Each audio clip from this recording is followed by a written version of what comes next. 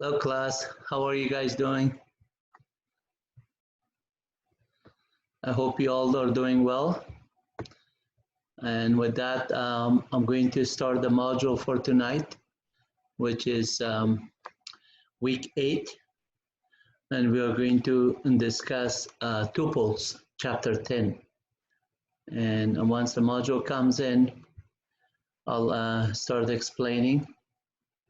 Before I start the lectures and the labs and everything else, I'd like to remind you that on a daily basis, once we start the session, I like to give the lectures as well as the labs, and then give you time for the labs activity.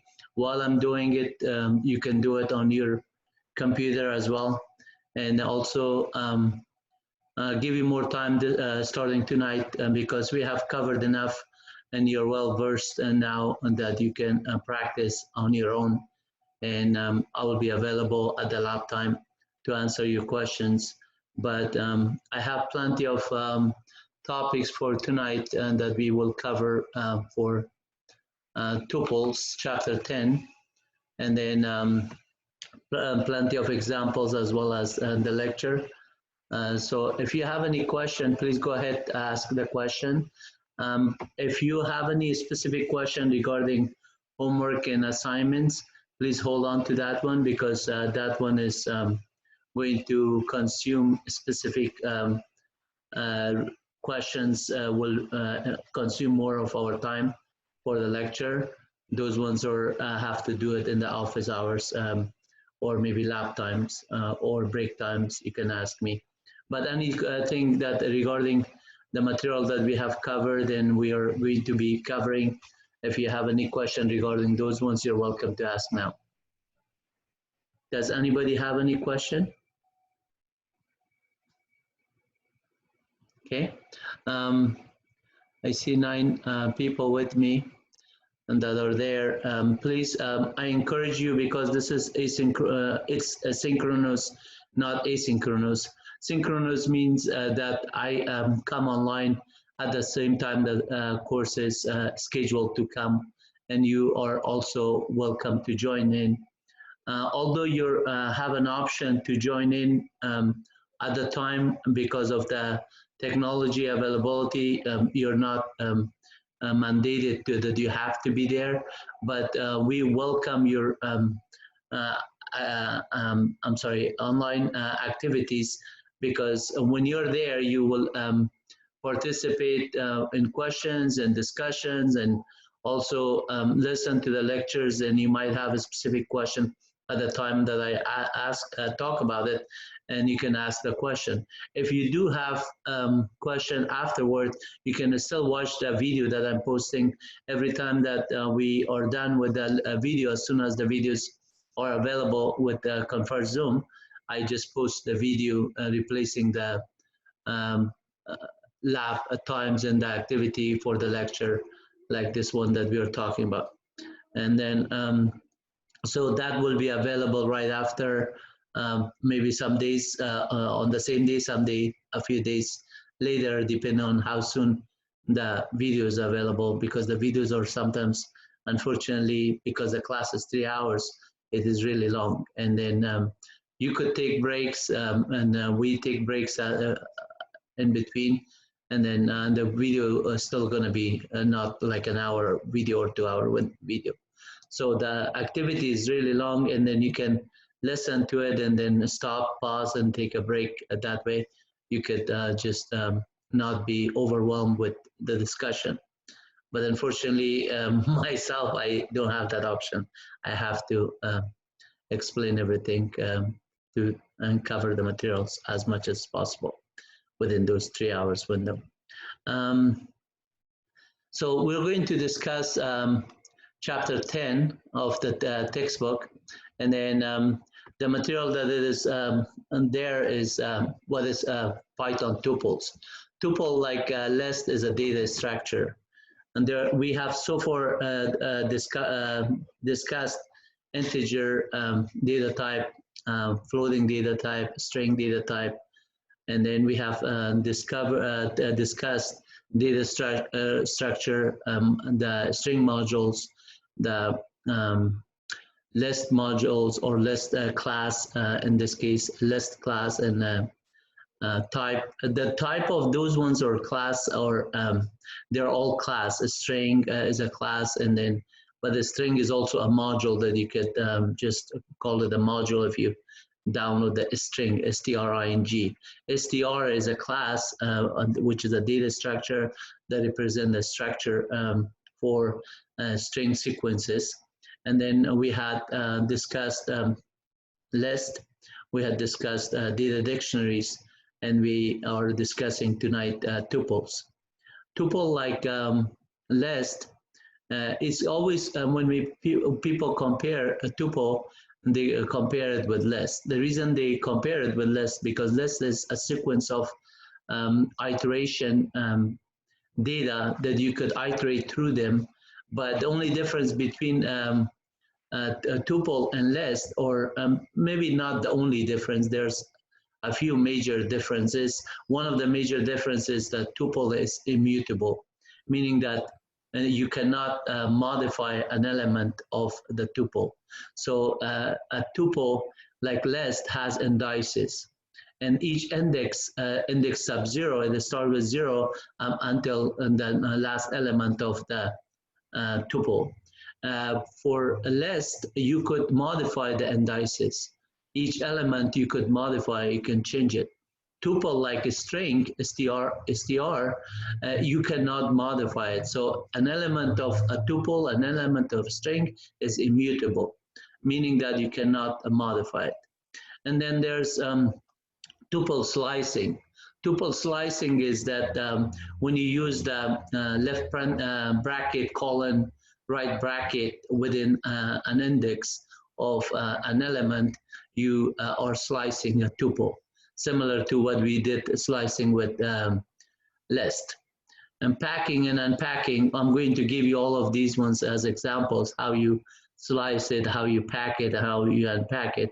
Packing and unpacking is in each programming languages, whether you're writing C, C++, Java, everything, there's concept of putting, for example, in Python, you could create a tuple, and then you could assign 3 elements to it.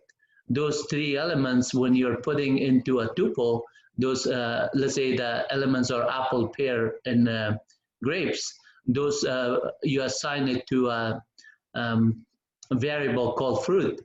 Now fruit is the tuple, the variable, and then those 3 elements will be packing. And then when you do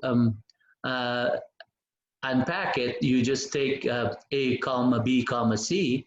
Those are 3 variables. You just unpack the fruit and just unpack a tuple back to those variables. And then we're going to also talk about tuple comprehension. Tuple comprehension basically is like list comprehension. So you could just create a bigger list of tuple rather than saying, okay, let me have an element of 1 through 100 or 1 through 1000, and you just barely type in 1 through 1000. You just could do a for statement with the tuple comprehension, and you just create that one. And if there's any condition that you're multiplying an expression, let's say a multiplication of to the power of 2, or to something to the power of 5, or whatever you do, those kind of expression, you could do that one with tuple comprehension, like list comprehension. And then there's condition with the comprehension that we also will show you. And I'll show you like the template, that what is easy way to write a tuple comprehension based on that template. You could actually write your syntax easily, knowing that. And then we also talk about this tuple system defined methods. So as we talked about functions and methods, when we were talking about how to write user defined functions, we say that system-defined functions are already there. So whether you're talking about data structure like list, data dictionaries, tuples, string, each one of them, there's a lot of system-defined function already. So when you come in, like in Python, and an interactive session, if you type in dir by itself, you could see these are the kind of like dunder double underscore magic method, or you call it dunder method or magic method or special methods. These are system defined methods that could give you a lot of information. Normally for each one of these ones, there's another function. For example, for double underscore string would be like a str. For double underscore RPR representative, it's RPR, and then so on. We will go through those ones. For double underscore len as a length function. So there's a combination of those double score as well as the actual function. So in real life, you don't want to use double underscore too much in your codes. And that's why they call it magic method or spatial method, because there's an equivalent method for each one of them. Like here, I'm doing dir, and you can see that if there's a double underscore dir, that would also show for a certain one of them, then the dir would also work the same way. And then if there's a link for it, it's going to show. The other thing that you could do, like for example, here I'm creating a tuple, my tuple 1 as an empty tuple. So by definition, if you put the constructor tuple and then put a left parenthesis, right parenthesis, it will create a tuple. In this case, the variable my tuple 1 will be of type tuple. You can see the type, it is class type. And basically a class type, meaning that it's a type of class that is tuple and the data type. So when we do this one for type my tuple 1, you can see it's a class in this tuple. Same thing with any other variable that you created. So whatever you give it here, if you just put the constructor like this, you could create it. You could also create it without this word and then put the left or right parentheses. That also does it. And then sometimes if you have only one element, you could put a comma that would change it to a tuple rather than a string. I'll show you the differences on each one of these ones as well. So let me just open up while I'm doing this one, because if I just show you on this, talk about it, it does not make as much sense. But it may make more sense to just open a terminal command prompt and then type in the commands there and show you there. So let me resize this screen first.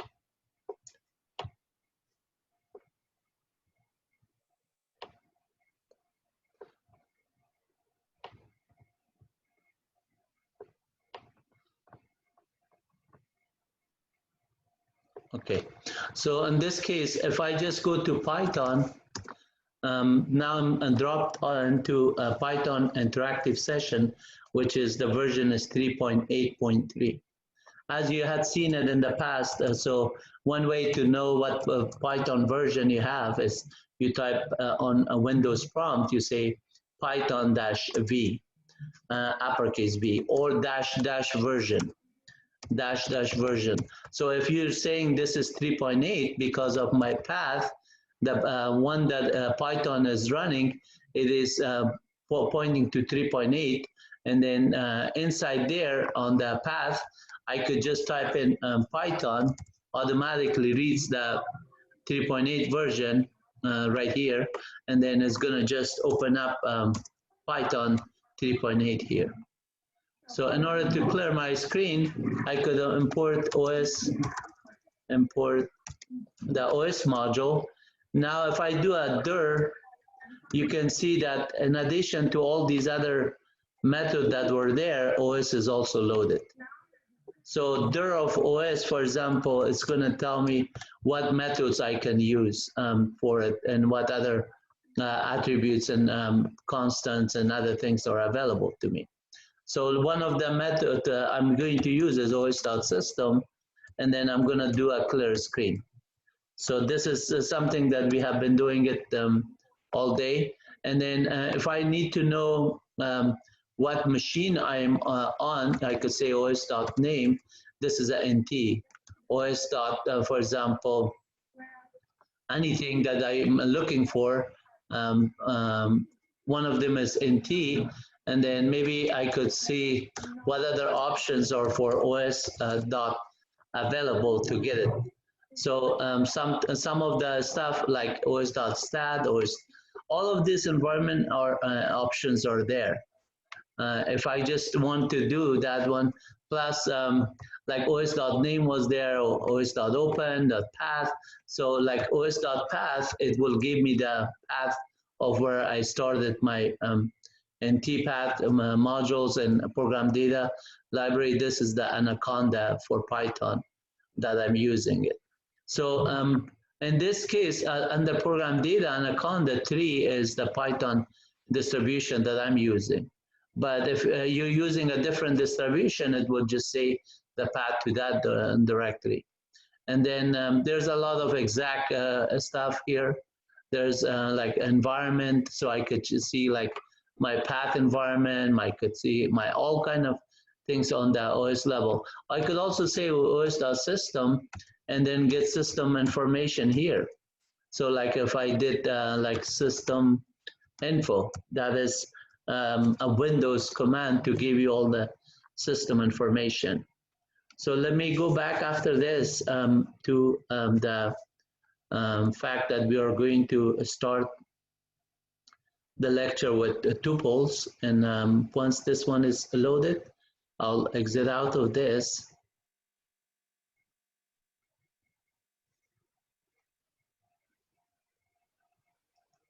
You can see that sometimes this is slow.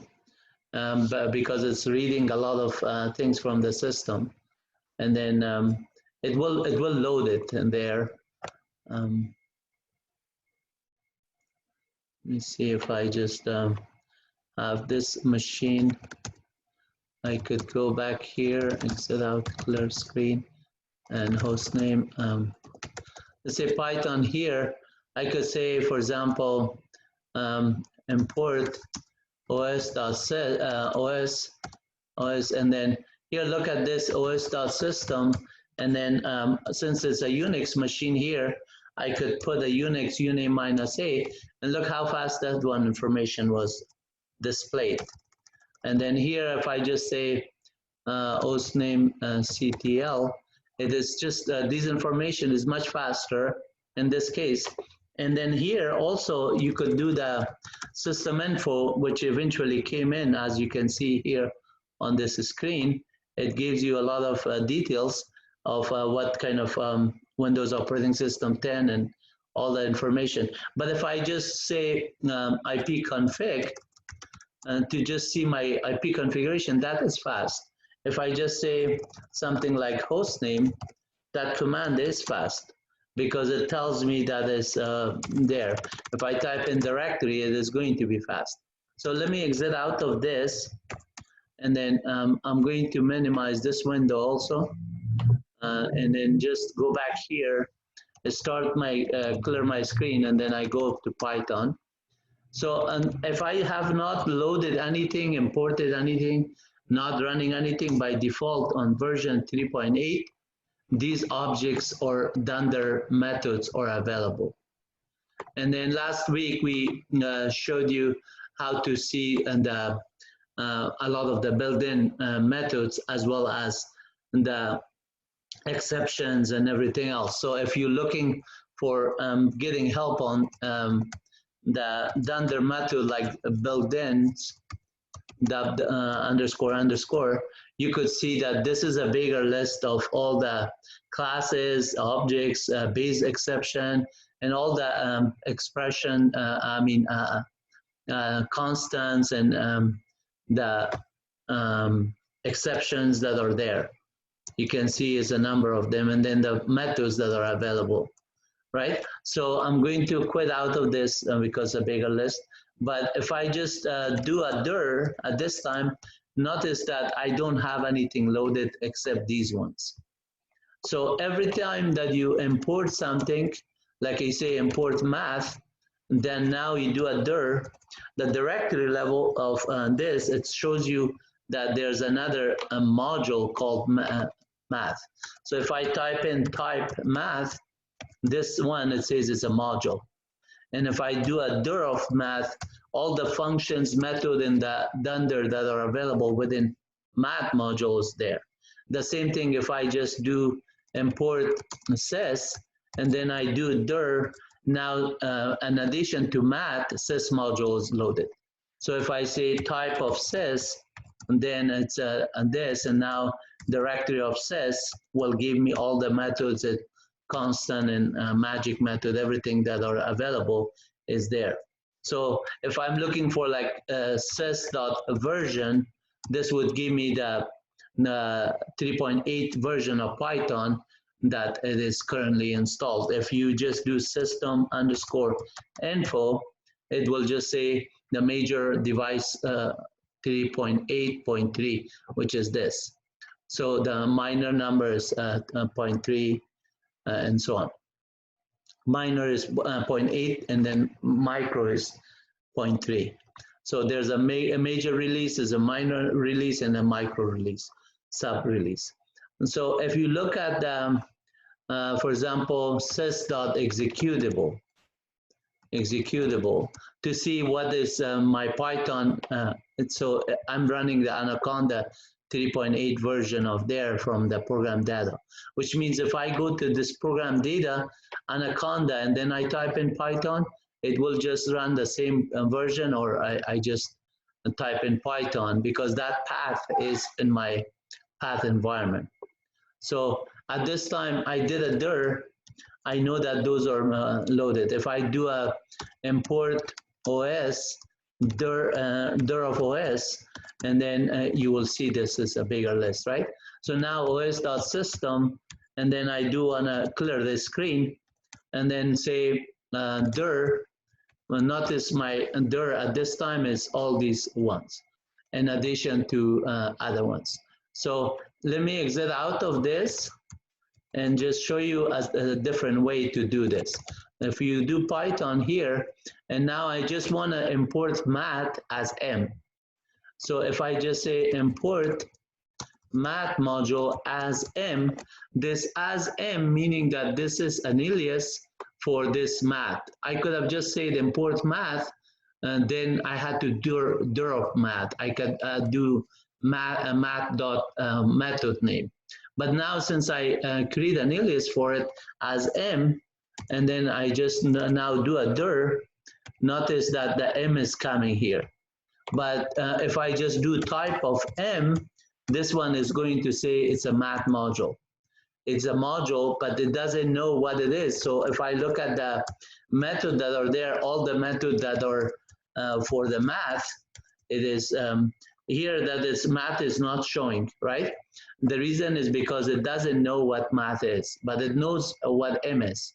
If I say import math, now I do a dir of math, it will just show the same thing. So now if I do a dir, I have, in addition to M, I have also math. Okay, so now if I just want to use math dot square root of, let's say, 100, I could get that one, or 49 to get 7, let's say, or 49, sorry, 49 to get 7, or I could do like power of 2 to the power of 10. Let's say 1024, it will be there. So if I just go any of the functions that is there with math, dir of M, that is available here, I could get it. For example, m.pi will give me the value of pi. m.epsilon will give me the epsilon value. So I could get any of these functions by getting logarithm of 10 to the base 2, or log of log of the, what is that one? Log of 10 and log of LP. Maybe one of them is the natural log and the other one is just regular log. So log of 10. And then you could see if you look for a variable as infinity, is finite, is closed, if the function is closed or something is open or not, if a number is infinity. You could check for all of that one. If it's not a number, you could see that one. So some of the things that are available here you could use. In this case, I'm going to jump back into the topic of today, which is tuples. So in order to discuss tuple, let me start fresh here, clear my screen, and then I say Python and do a dir. And at this time, I have nothing loaded with a tuple indicated, but I could still type in help tuple to just get help on tuples. And then that would say tuple is iterable, and then you can create a tuple, and then the constructor itself is called tuple, and then this is a list of objects that you could assign. There's methods to add elements to the tuple. You could check for contains the tuples and get attributes greater or equal. All of those ones are there. Each of these ones we can look at some of them, like index of it, count of it, and how to create a new tuples with the static methods or inside a class, how you do it. It's all there. So basically, if I just do a dir of tuple, at this time, still, I have not loaded anything, say tuple. But these commands, like dir, help, type, is general purpose commands. You could do it. You could get information about certain things. Like if I showed you the help tuples. So if I just do help on a specific things for tuple, like a greater or equal underscore method, you could get that one. Or let's say less or equal, you could get that one. Or contains, or just say count. So each one of these ones, these methods that are there, you could get a specific help for it. And say if you look for contains, if contain is not there, then there's most likely a dunder method for it, double underscore contains. And that is saying that if key contains there. So if I want to create a tuple, by definition right now I have not done anything. So if I say my tuple 1 is equal tuple, and like I did on the module, I just instantiated this object with this constructor, in this case is tuple. If this is my list, like we were doing my list, and then I have to instantiate it with the list constructor, and then that is still like this, and then look at this, type my tuple, and then sorry, my tuple 1, and then my list does not have a 1, so my list, it will show this is a list. And then at this time, my tuple 1 is empty, and my list is also empty. So the type of each one of them I did already. One of them is tuple, the other one. So directory of my tuple 1 is giving me all these methods, where a directory of my list give me these other methods. Notice the list of methods that are available for the object my list, which is a list, is a lot more. And the reason is that because a list is mutable. You can change the elements of a list, but you are not able to modify a list.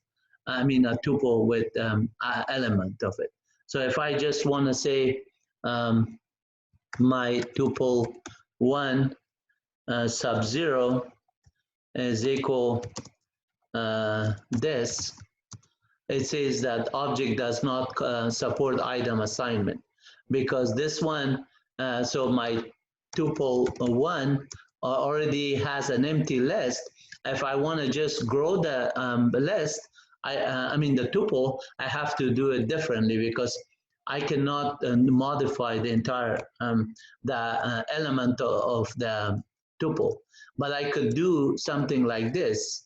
So I could say I want to just modify the entire tuple.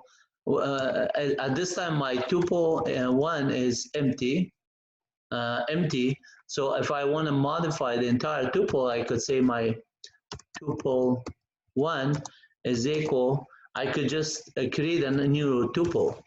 And whether I put the word tuple or just say apple and then quote and then pair within the quote and then a comma separate by and then grapes.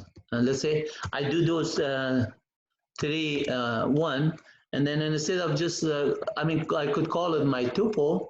So my tuple now has those elements, and then I could just work with each element to just say, and these are my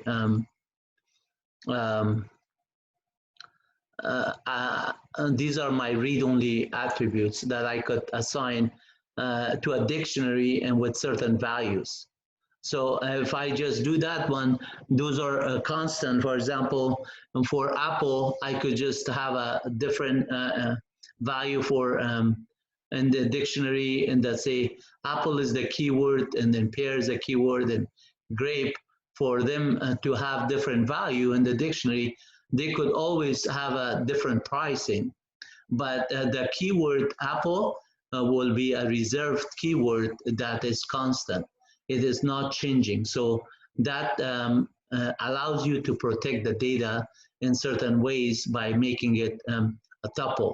A keyword should be like a tuple kind of keywords. That way, a duplicate entry cannot modify it. And for example, pi is like pi is the keyword. The value is 3.14 or something. The value could put 3.14 or you could put 3.14, 17, whatever number you added, how many floating point number, that could change in the dictionary. But the actual key reserve word, whether you use the keyword reserve as pi, for example, social security, license plate number, those are reserve words that should be protected. And that way, tuple is very kind of like distinguished in a list or a dictionary in some sense. A list, the elements could be modified with different values, and there's no kind of read-only situation. You could read and write and update it with a list, but not with tuples. Tuple, once you define it, those are elements, or that's it. You cannot modify it. So type of, let's say my tuple one is it still says it's tuple or tuple. Some people say tuple, some people say tuple. Both of them are correct. And so whether you use tuple or tuple, either way, sometimes I say tuple, sometimes I say tuple. It's like data and data, those kind of things. So whether you use data or data is the same thing. Database, those kind of things, some DBMS, database management system. A lot of those words, sometimes people, they kind of structure query language, SQL, or a standard query language.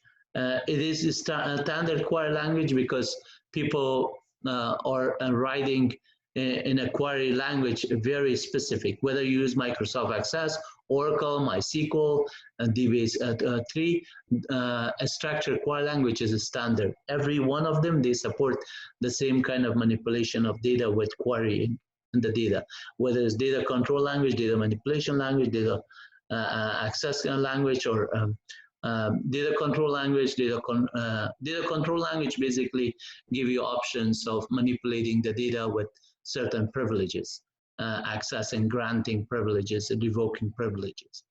Data definition language, when you're defining the tables, indices, and schemas, users, you're defining data definition. Data manipulation language, when you're doing insertion, deletion, update, you're manipulating the data. So a lot of those ones, if you call it a structured query language, it's structured because it's structured to handle the data in a way. Like if I'm doing a data structure in Python using tuples or using data dictionary, I have to manipulate the data in a way that I know what I'm kind of like. This is a read-only data, this is read-writable, this is a list, this is a tuple, this is a key, this is a value. So the data that you're doing manipulation, whether you're reading from a table or from a database or from a flat file or from a web interface or some binary, like we showed you last time, all of those ones are almost the same. It's just how you manipulate them, how you open the file system, how you read the content of the data, all of that is a style that you develop over time. While I'm discussing this, I'm planning to just give you guys midterm sometime next week. And then because we're on chapter 10, when we're covering chapter 10, I'm planning to start off with the midterm for chapter 10 and then keep the final for object-oriented part. So everything that you're covering up to chapter 10 will be on the midterm, which is maybe sometime next week. We will have a midterm, and then the midterm will be enough time for you to do it at the lab time, and then I'll also extend it for that given day to the end of the night. So you could just still, if you did not finish it at that time, maybe you could finish it before midnight, but you have to submit it before midnight. And if you missed it for some reason, God forbid you got sick, or somebody in the family got an emergency that you could not take the midterm, please let me know. I can just work with you and make sure that you are, taking the midterm as your time allows, because I don't want to just expect everybody to just be 15 out of 15 people taking the midterm and nobody's going to have any situation. I hope that is the case, or 20 out of 20, but sometimes things happen, and I will cover that one. I'll make sure that I could work with you and provide you the timing and everything, so you could get the full credit for it. And just because you missed it, God forbid something happened, I will not discredit you for that reason if you work with me and let me know on the email or somehow that why you couldn't submit it on time. But please don't drag it on to the end of the semester. If I give you one more week to do it and then say, okay, by this day you have to finish it, please make sure that you finish it, because I'm looking at your emergency as a priority number one and give you the time that you need. But don't abuse that time because saying that, okay, now I have to go talk with some of the friends, some of the people that they know this answer to this one, and then I'll get the answer. That's abusive. If you try to do that one, you will not be able to do the same thing in the final, because the same person will not have same problem every time, and that we go out of the situation. And final sometimes is a little bit restricted because we don't have too much time to just give you time after final, because final we have to submit the grades on time and everything. So I have to grade them before the due date that the finals are due. As a result of chapter 1 through 10, we will have a good midterm.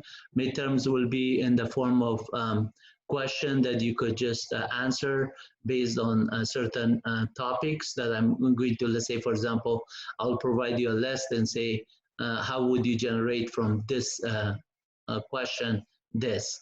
Then you will have to write a small code of snippet of code to do that one. And if you know it, that's great. If you don't, you still could just check on the computer and say, okay, now I do it in this one. Now my for statement is maybe off. I could correct it, and then you still have time to do it that time. And not all the answers are the same. So It is there. One way that I would know that if two answers are exactly same wording, and somebody that does not know the topic and maybe cut and paste from another friend or someone tell them, and the answers are very, very close to each other, you can tell from that one. But I don't want to check on those things. I want you to just be honest enough, because this is not just one class or one year that you're taking this. This is your life. The better you work on your topics of discussion and classes and more ethics and conduct kind of like great ethics, you will be a well person no matter where you go in life. You always speak of the truth, and you're proud of yourself and your family, the way you're raised, and we're all proud of you, all of you guys. And hopefully we will just make you a very well-educated student, as well as future of the country when you're going to certain jobs, and you can do a great job there. And if you need any help on some of those topics that maybe you need me to just help you out on it, you're welcome to ask me a question on it. But it would not be the same kind of grading system that I will just go and finish up the answer, because at the break time you ask me about the midterm, and then somebody else did not ask for it. So don't expect that I would answer a question on the midterm. But after the midterm is done, if you have any question explaining certain things, I will definitely do that. Let's go back to my tuple one here. So if I just say type my tuple one, we already did type of my list. That one, my list was not my list one. My list was a list. So my list is empty, and my tuple one is not empty. So now with this data structure, which you call it 3 elements on it, if I want to get each element, I could say my tuple sub-0. Sub-0 would return apple for me. Not table, my tuple, sorry. My tuple would give me apple, sub-0, sub-1 would give me pear, and sub-2 would give me grapes. At the same time, if I want to just say give me 0 to the end, I could put 0 to length of my tuple 1 is the same thing as saying 0 to, let's say, colon, meaning start and end, we don't care, is the same. So if I just want to do sort this one in reverse order, I could do this one minus colon and then put a 1. Now watch, the grapes went there. So if I'm creating this one, and now I'm going to print the opposite sorting order, is doing the same thing. Let's just create a tuple 1 and then do this kind of slicing on that one as well. So slicing of tuple 1, I'm going to try to create a list of tuple 1 with list comprehension. So if I do with list comprehension, and then I create a list first, x for x and range of, let's say, 20 numbers, and then I'm going to do at the same time, do that one, and then let's just say instead of 0 through this, I'm going to say multiply, add it, or multiply it by itself. So 0 times 0, 1 times 1, 2 times 2 is 4, and the rest of them are all to the power of 2 kind of values. So now T1 has the list. You can see 3 to the power of 3, or 3 times 3, 4 times 4, 5 times 5, and so on. 9 times 9, and then 19 times 19, the last one.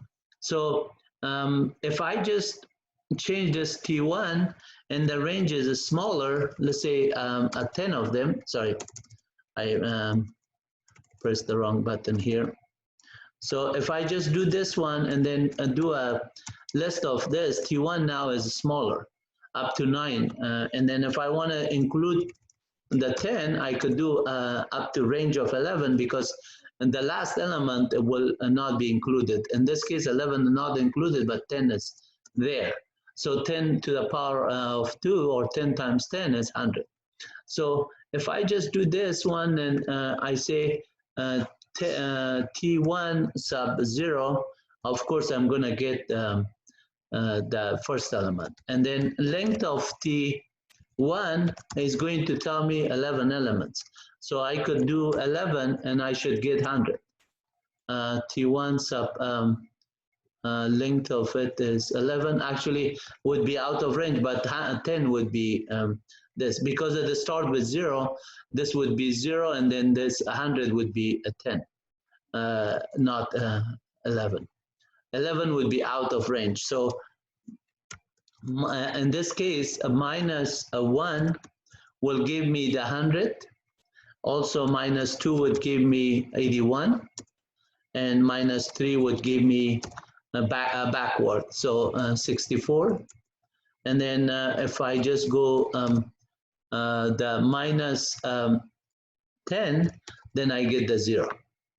Because here this was 10. And then going backward that way, I get actually minus 11 would give you 0. Because the first element was in that sense started there. So now if I do this one, I could also get colon, let's say 0. This would give me the first element, I mean empty list. If I say this one 1 and then 2, and that way I could just get more elements if I want to get it. And then let's say up to 5, you could just get as in that order. But if I just do T1 sub 0 colon 5, that would also return element 0 through 5, and then element 0 through 3 would give you, this one would be 0, 1, 2. So I will get up to 4.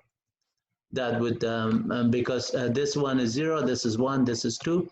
The third one is not going to display. If I want to get the 9, I have to change this one to a 4. And then that way they're there. So now my tuple 1, which is there, and then I could just say a for statement. I could say for item or fruit, whatever I use here.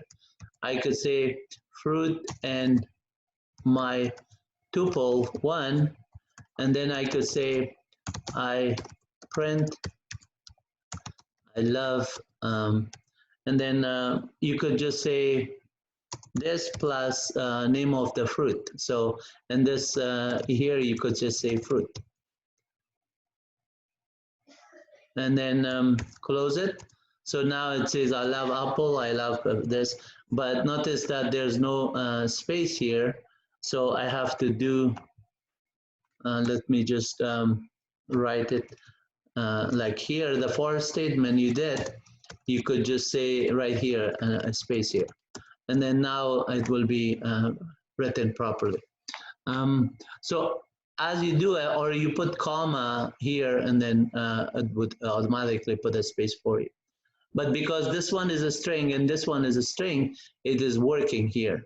So if I just say for, and then change this for statement to T1, and then I say print the numbers are, and then at this time I put a space and then put plus, and then I say fruit. I mean, fruit does not make any sense for the numbers, but because I use that variable, I have to use the same variable. If I just do this one, this will give me a problem because the word fruit is accurate, is a variable, but it does not make sense. But the reason it is failing is because this one I'm saying that concatenate a number with a string. So I have to do this in order to make this one work. So now it says that the numbers are 0 through 100. And then T1 is those numbers. And then if I just change the item, you just say num, and then put this one. You could say, I could even put a function here, say the numbers are, and then and instead of just doing this, I could put num here. And then in this case, I don't have to put any thing like class or string because this is the F format function I'm using. And then at this time, I could just get the value and then print out those values as I expected. But notice how you get tuple, and then now you could work on these tuples. So you could just say for certain variables of certain elements, you could create a dictionary. So like, for example, Apple is, not Apple, sorry, my tuple is this, and then now I say T is equal, let's say I'm going to create T is equal my tuple, or just say key one is equal my tuple one. So now type of key one is the same as a type of my tuples, and this is a duplicate copy of it. If I look at the ID of key one and then ID of my tuple one, they're exactly the same. And if I just say by modifying one of them, I could modify the other one. But in this case, since it's immutable, it's a tuple, I could not modify anything. But I can tell that this is the same key and as the other one. It's not like a shallow copy. It is an exact copy on memory because they are both pointing to the same data structure memory. The memory is the same. So if you look at key one as being a tuple, what if I just want to create another value out of the T1? So I want to just say, for example, 3 elements starting with 25, 36, and 49 to be just there, or maybe the last 3 elements. Let's get the last 3 elements. So I could say T1 sub, and this is 11 or length, and this is -2, this is -3. So -3 colon length of T1, and that would return those 3 elements. So in order to just assign that one to another list or tuple, let's call it value 1, and then at the same time, let's convert it to a tuple. You could do that one, and this list is there. Now V1 is a list of those values. Type of V1 is there, and then now type of key one is there. So last week we learned how to use a zip command to generate another list. So we also learned how to create dictionaries by using from keys and everything else. So we could just say that we want to create a dictionary from those 2 values. We could do that one. If I want to just say the keys or key 1 and then the values or V1, I could also say for I could say for let's say key comma value, and then here I could put in the to list as a key 1 comma value 1, and then go here and then say and d sub dictionary sub key is equal sub value. Since D was not created, too many values to unpack. Is because of the 2 value, I have to zip them. Let's say zip them. And then let's do it in one statement. So I could say D is equal, I could create an empty dictionary first. Now D is type of dictionary. Then I could say um, um, D is equal X comma, key comma colon V, and then for key comma V, and then we put zip, and then key 1 comma V1,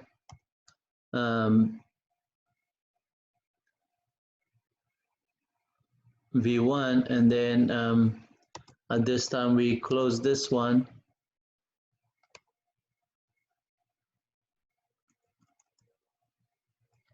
Let's see if I do the dictionary outside of it.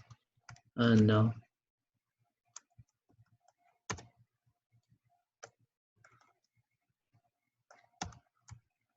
Okay, so I want to do assign them into a zip first. Zip is equal, I'm going to say zip, and then Q1 comma V1. Now type of zipped, it is a zipped object, but I could say for item and zipped, print item, you can see that it is actually putting them in a tuple format. Each one of them, if I look at this, it's a tuple. So print type of item, it is a, why didn't it print it? Print for, oh, zipped itself is gone now. Let me just do the zipped again, and then say for item and zipped print type. Okay, so now you could see each one of those ones are a tuple. If I just do the same thing here, but then I could just say, instead of this, I could say, call it another tuple 3, let's say. Call it, and then convert this zip format from this to tuple 3. Now tuple 3 has those elements. Type of tuple 3 is those elements in there. And then now for each of these ones, you could see it has a key pair value for it. Key pair value, and that is assigned to it. At this time, I could say for item and T3, print item. Now I'm having each one of them Apple 64 pair 81, and then now I have it in key pair value, each one of them. So I could just say same thing here. I could say for key comma value, and then say D sub 0, D sub K is equal V. I'm sorry, I type VF for this, and then this V, and then do a D now. That's a dictionary that is a paired values. So each one of them I just created with that key pair value from this, Apple being 64. So now if I say D.keys, I could get apple, pears, and grapes. And if I do keys.values, I get 64, 81, and 100.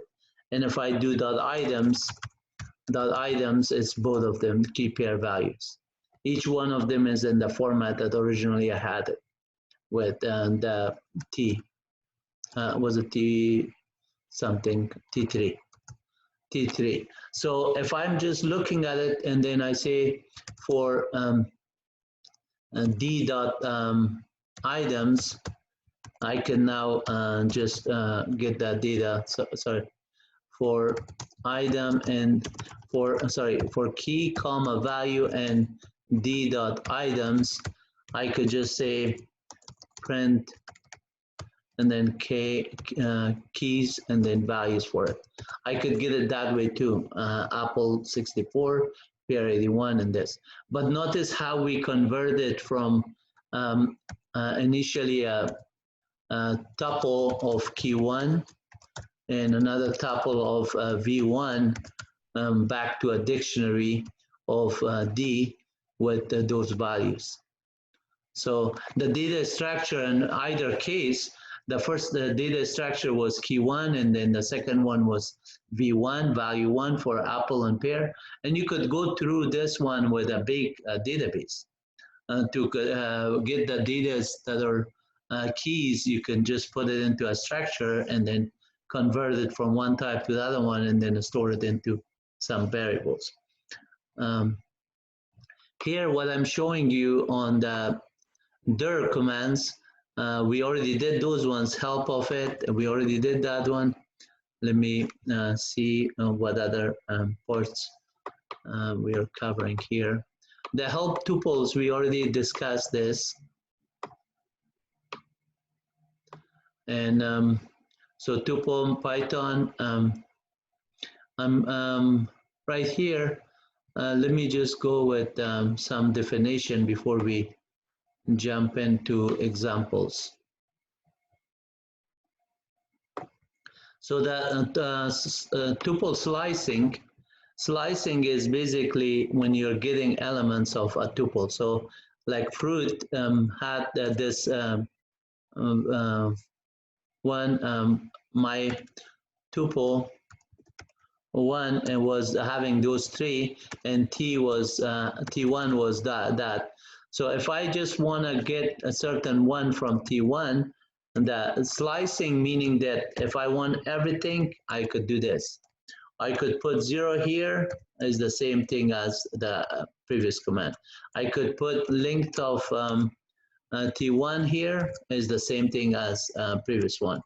If I just say length -1, is going to just eliminate 1. Length -2, and it's going to eliminate 2 of them.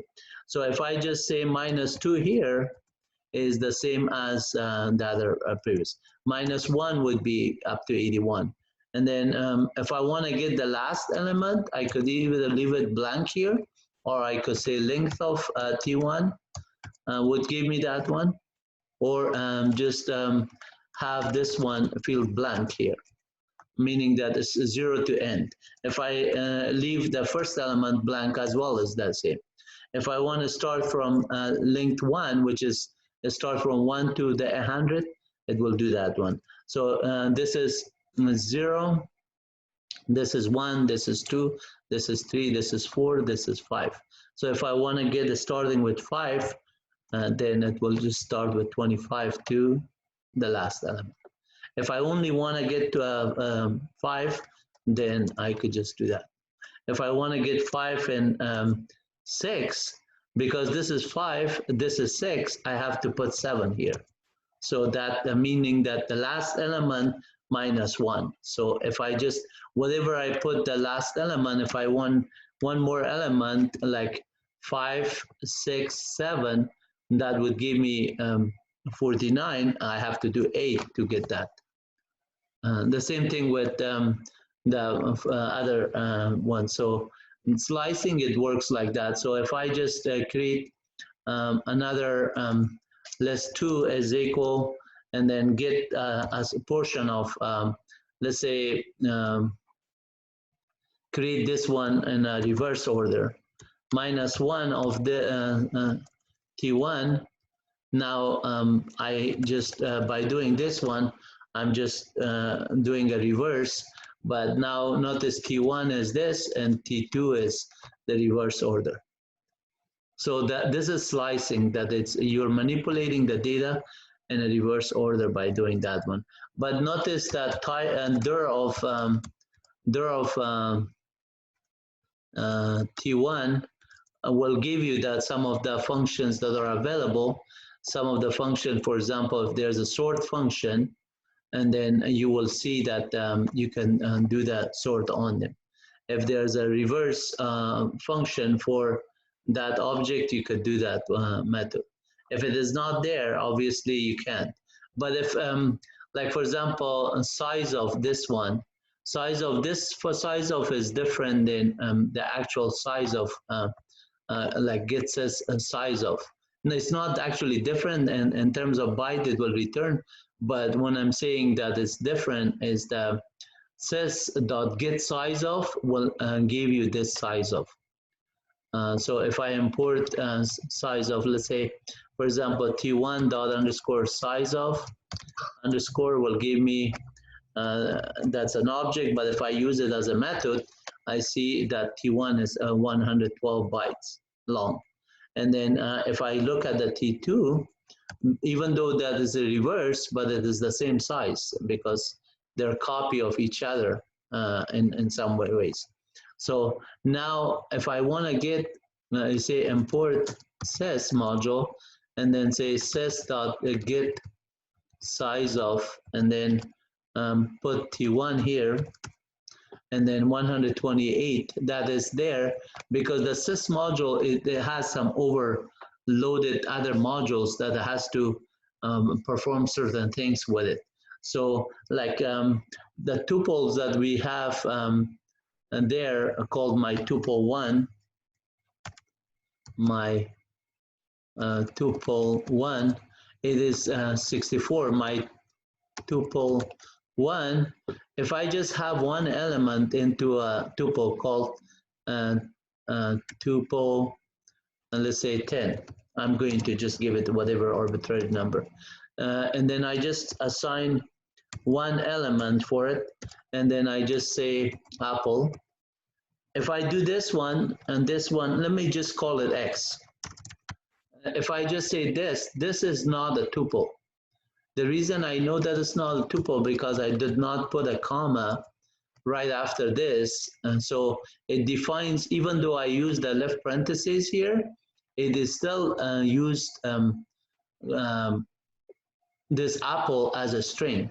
So when I do this one, it's going to give me the string. But if I just do this and then put a comma here, put a comma, now this type of this one is a tuple. And X, as you can see, that it's apple followed by a comma. So this is different than this string. This is a tuple because of that definition and that. Let's say I have one element and I say X is equal, and I use the constructive tuple, but I put like apple like this, no comma. And then now I type in type X, it says it's still a tuple, because by putting this tuple as a constructive, I already have that one breaking into each one of them and into different element. So instead of being one string, it is there as 5 or 1, 2, 3, 4, 5 characters. And each one of them, A sub X sub 0 will be A, and X sub minus 1 would be the last element, E. So that's how you do it. So if I just want to print everything, I could do this too, or 0 through whatever. So 1 through would just 1 through 3 would give me the 2 P's. That kind of things, you have control over it with this. But notice if I use this one as a constructive, and then I put a comma here, as soon as I put a comma, now X is just still the same way that is there. It is not understanding that, okay, this is a tuple, and I wanted to do it with this. Let's just change this one to double string. Most likely it is the same, right? So type of that one is there, type of that is there. The minute I just do this one, say put another one, say pair, now the system knows that, okay, I'm actually defining two a string to be apple and pear, and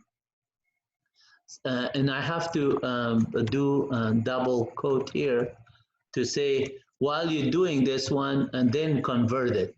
So if I put it within one, the constructor did not know how to convert it. It says tuple required one argument.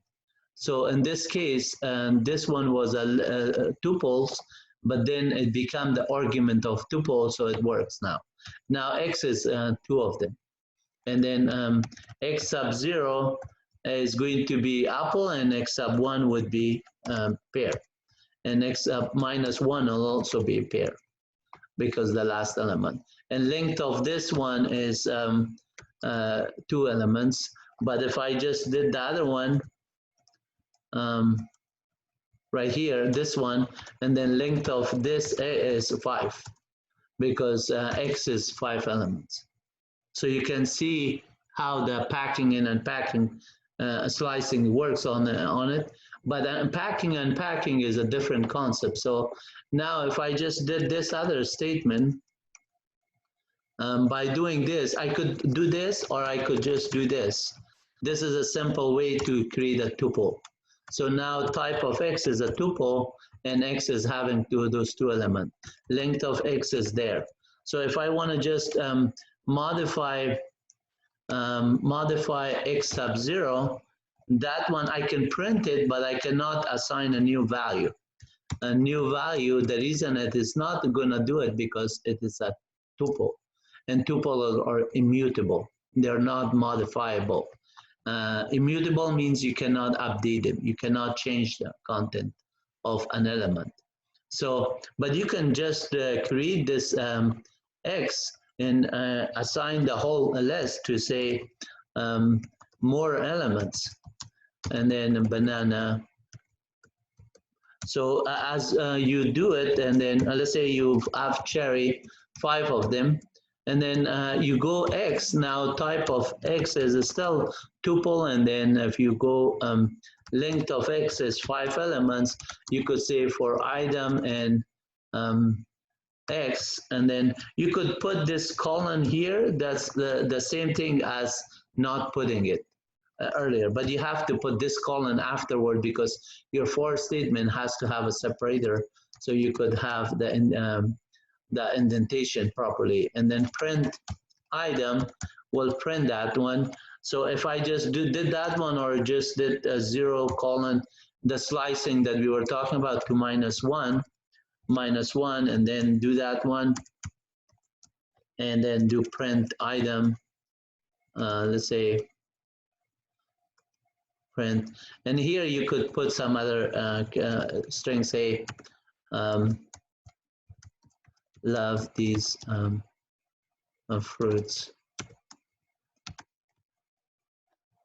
and then so let's say space here, and then quote, single quote I started, I have to do that, and then you could do that. Each one of them, these does not make a difference, but you should have said something like love the fruit this, the apple this. So I just put the arbitrary kind of string, doesn't matter.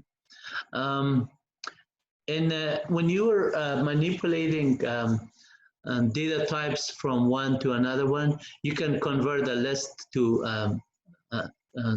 tuple, a tuple to a list. So let's say I'm having a list called X, and now by packing and unpacking, what does that mean? So tuple packing, we just did this. So by doing this, I could say, for example, put fruit. So now fruit has those elements, those elements in apple, pear, grape, banana, cherry. They're all kind of type of elements. But then notice that I put some of them uppercase C and some of them lowercase a, and then some of them uppercase P. So you have control within your data structure to modify them. For example, if I just say, in this case, by putting this fruit statement here, we're packing this data structure into one variable called fruit. So this is called packing because it's more than one element, but you're putting it into one variable.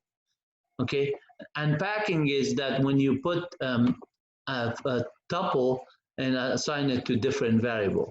So for example, fruit has these values, if I say A is for apple and P for, let me just do all lowercase, P for pear, and then G for grape, and then B for banana, and then C for cherry, I could just say assign them into fruit. This is unpacking. So now A is apple, P is grapes, and G is grapes, P is pear, and then B is banana, and C is cherry. You could do that one by unpacking. So let's say I want to just assign it A and B. If I want to just assign it to A and B, I could say A comma B is equal fruit.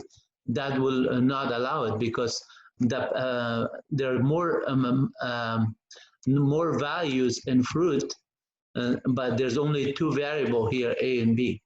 So the only way you could do that one by saying that assign the first element to A and the rest of them to B. Now A is there, B is everything else. Or you could say assign the first element and up to the last element to A, and then assign the last element to B. So now A is everything and B is the last one, cherry. So you could do up to certain one, but now if I just do this C, then now A is up the first three, B is the second, fourth one, and then C is the last one. And if I just did this, so the asterisk in front of it is basically controlling it. A does not have it, so I'm going to have the first one as apple, and then the rest of them I'm going to do a star B, and then the last two I want to, the last one, let's say I'm going to assign it to C, is equal fruit. And now A is first, B is more, and then C is the last one. So you could control it that way there. Or you could just say, for example, fruit is there, and then you could say, I only want grape and banana to be assigned to a variable. So you call it V is equal, and then you could say fruit, and then use the slicing to get that one. So this is 0, this is 1, this is 2. 2, 3, and 4. So 4, you will get grape and banana into V, and then that's how you slice it that way. Packing and unpacking could work similar ways, depending on what you're talking about. And then the other thing that we were talking about, fruit, for example, if you look at the fruit here is this, notice that some of them were apple, pear, and this. Remember when we were talking about a string, this is, these one, each one element of it is a string. So if I say for item and fruit, and then let's print the type of the item. Notice that if I do this one, it is each element is a string. You can see that as a string. So that means these objects that I'm working on is a string, I could change them to different things. So if I could, I want to say for this, and then let's say print item dot upper. So I could modify everything to upper, and then do a print item dot lower, and then get the lower value for all of them, and then print item dot title. Title would be like if there are 2 words or 3 words, the first letter would be capitalized. And then this is also in this case similar to print item dot capitalize.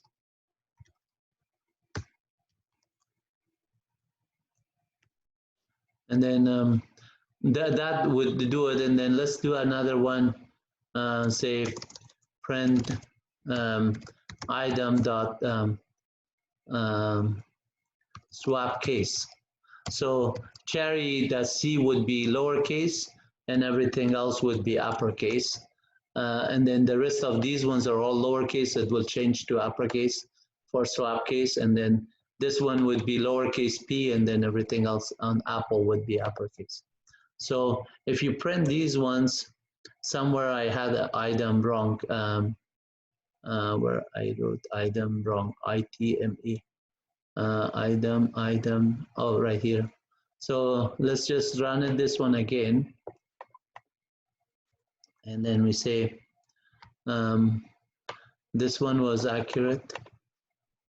And we're gonna go to this.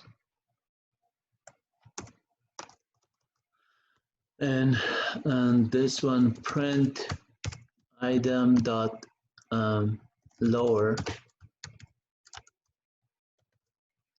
and then print item dot title, and then print item dot capitalize.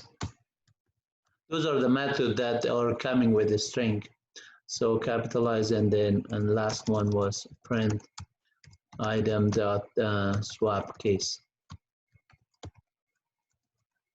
And then you can see that the swap case on the last one was not there because I wrote swap case wrong. Swap case would have worked also, but it, Apple is all uppercase, and then the second one all uppercase, but swap case is wrong. So I could just say something like this, and then inside the Atom or something, and that would work there. Let me just do that one because if you put it in the file, and then you could just manipulate it as many times and convert it and rename it and this and that.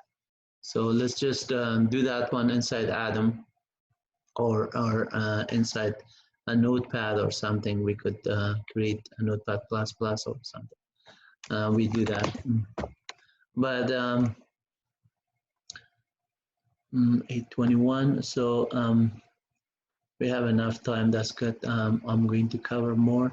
Do you guys have any questions so far on what I have been talking about? No, this all makes sense so far, Professor. Okay, thank you so much for your input. I see 13 people with me, so 12 plus me. That's good. So let me go back to Atom right here at open. So in order to do that one, let's just create a simple file called Python. One of the students on the assignment did this, Windows OS. Please don't do that, because that is not, this one is not a comment. When you do shebang bang on the first line, this one is telling your operating system and that I'm using an interpreter called Python. In this case, the example that you're doing here, you don't need to put anything after this. Anything you put after this, it would say this is an argument to the Python command. For example, if you say -c and then say from math import, let's say POW, that would just be happening at the time that you do it. But you cannot do this one. You can do it like this inside your Python code. When you do this, this is basically should not have anything here. It's basically saying that this is the interpreter. In this case, is a Windows operating system. When you're on the Windows operating system, when you just type in exit here, exit here, automatically it will exit, and then when you type in Python, it will get into Python. So this Python itself, it is telling you that.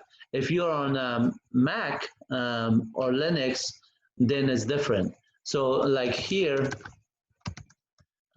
if I look at which Python, and then you could see user ben env, but I could also say env and get a list of the commands. And if I say grep -i Python, it's not showing, but because which Python automatically knows that this env is going to say, oh, the path to Python is user ben env.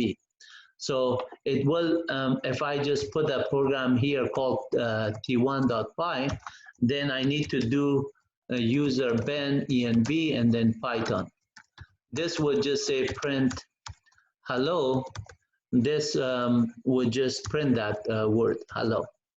By doing that one, now if I just say cat minus n t1.py, notice that it only has the first line as shebang this, where this line 1 has shebang Python. This one on Linux, it tells it that is there. Now if I change the permission of plus x for this t1.py, and then now look at the t1.py, this one is executable. I could say t1.py and it will just say hello. I don't have to put Python t1.py. I could put Python t1.py, but by putting the first line as shebang Python, automatically knows that, oh, he's trying to just run a Python code here. And then this will open up the Python interpreter, so I can run it like this also. /t1.py will still execute the code that I'm there. And then here, same thing. If you put something here that does not make sense. So if you try to put Windows OS, we know that by putting this syntax, that's what this means. But if you put this one, Windows OS, this may break your code because that argument does not mean anything.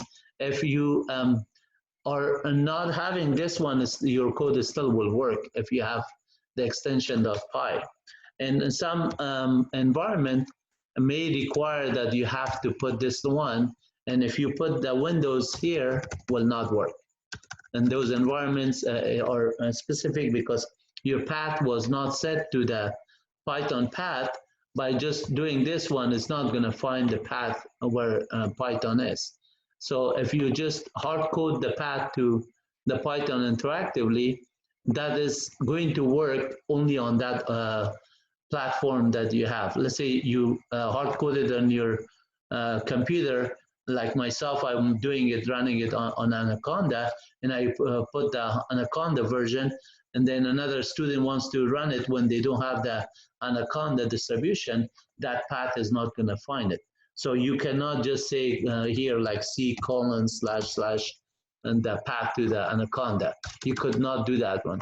But if you do this one, Python, then it's going to say, oh, the person is trying to do is going to get from this path and then information that wants to do it. So let's just go back to this screen and continue with that example and cut and paste this information here and edit, copy, and then we are here gonna just say example of tuple name tuple fruit, and that has 5 elements. So in this case, I purposely create the tuple fruit to just say, so whatever I'm putting here as common, these are different than the shebang on the first line. The first line, this is not a common. This one is a common, this is a common. So this one is a shebang, is a spatial instruction to the system saying, find out the Python interpreter, in this case, Windows. And the example of the other one was using bash, and this one, you could see that it's instruction to say, find out the Python binary and Linux environment, and then run the code. So this one is another common, so you cannot say like something afterward, whatever you wrote. Here, if you write something after it, it is gonna try to execute this Python with that argument. And then it's gonna get confused when you're not putting the right syntax there. So here, I'm gonna create a tuple called fruit, and then I'm going to say, purposely I could define the words differently. So I could say apple for one of them, and then let's say pear in lowercase, and then grape and lowercase, and then I could just change them differently. And then let's say grapes and then banana, I could say banana, and then cherry. And cherry, I put uppercase here also. So if I do this one and pear and grapes or this, I can even change this P to something there and this R to uppercase. So let's just change the P to lowercase and the last element to E. So if I just did this one, even though this one is elements right here is wrong, so Adam is smart enough to say, well, you're having a typo, but those are variables that we purposely want to put it that way. And then now I'm going to paste that elements from the for statement, although I could type it, but I'm just going to show you interactively. Every time you do something, then you just have to cut and paste it and modify it again and everything. But when you put it into a file, it's much easier to control it. Now all I have to do is this, and then put this under items and get rid of these other ones.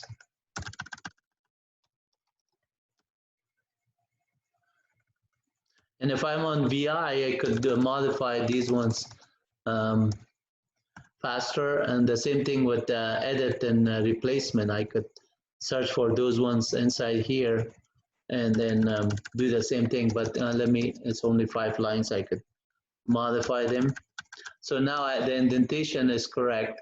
And then I'm going to run it. Another student, when they were doing indentation, I noticed that some functions, the indentation were correct, some functions were not correct. So that was some kind of overlooked because of maybe trying to do it fast or whatever the reason was. But when you don't run your code, that's not good. You have to run your code to test it, to see and that it doesn't have indentation. Try to run your code and do the indentation. Another problem that couple of students have been repeatedly doing it.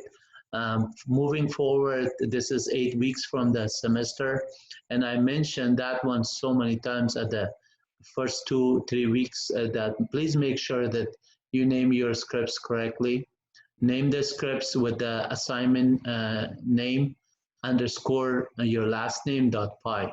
That's how easy it is there. Don't give spaces. When you give spaces, you're killing me. If I just have to modify every student's script for 30 students or 20 students per class, that is just so much of time wasted when you could just save the name as I instructed to you. And if you do it once, twice, I was forgiveness. But moving forward, I'm going to cut a lot of points. If you want to lose a lot of points, start doing the spaces without listening to me anymore, because that one is basically just telling me that no matter how much I tell you, you just don't pay attention to it at all.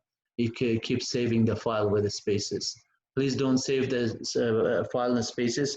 The reason is not just for this class, other instructors are not going to even grade it because they say we cannot open your file, we cannot run your file, or maybe if they are generous enough to do it, like I'm doing it, at the long term, if you save a file with the spaces, only Windows operating system is going to just maybe run certain things with the spaces if you put a double quote in other ones.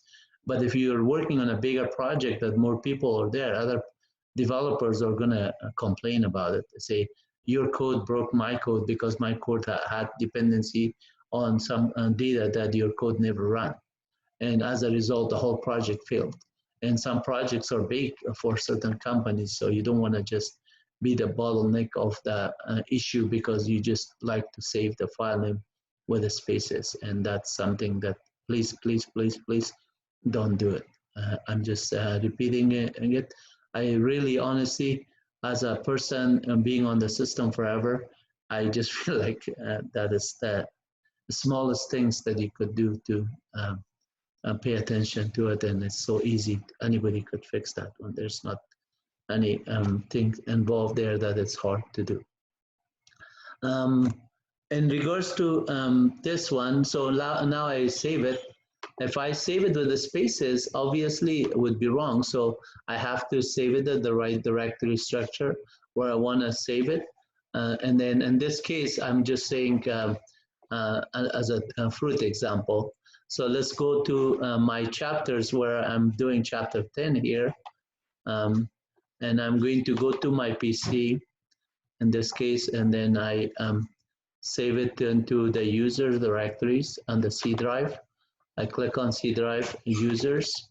So I type in U here, and then users comes in, then Wahid here, and then I'm going to go to the pasadena.edu right here, and then I go to the fall semester, and I go to lectures, and this is for chapter 10 for tuples.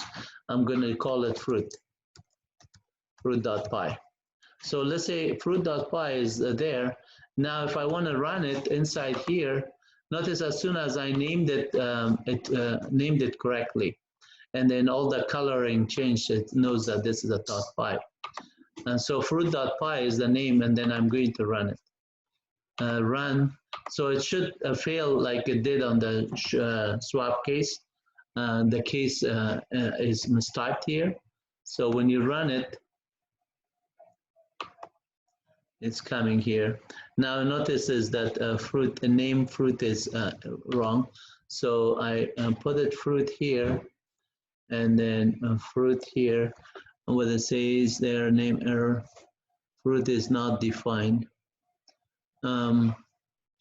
So I'm saying fruit for fruit. Why is fruit not defined? Table for item in fruit, fruit not defined.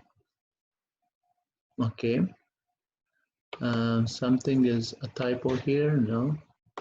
I have apple, pear, grape, banana, cherry, everything is there.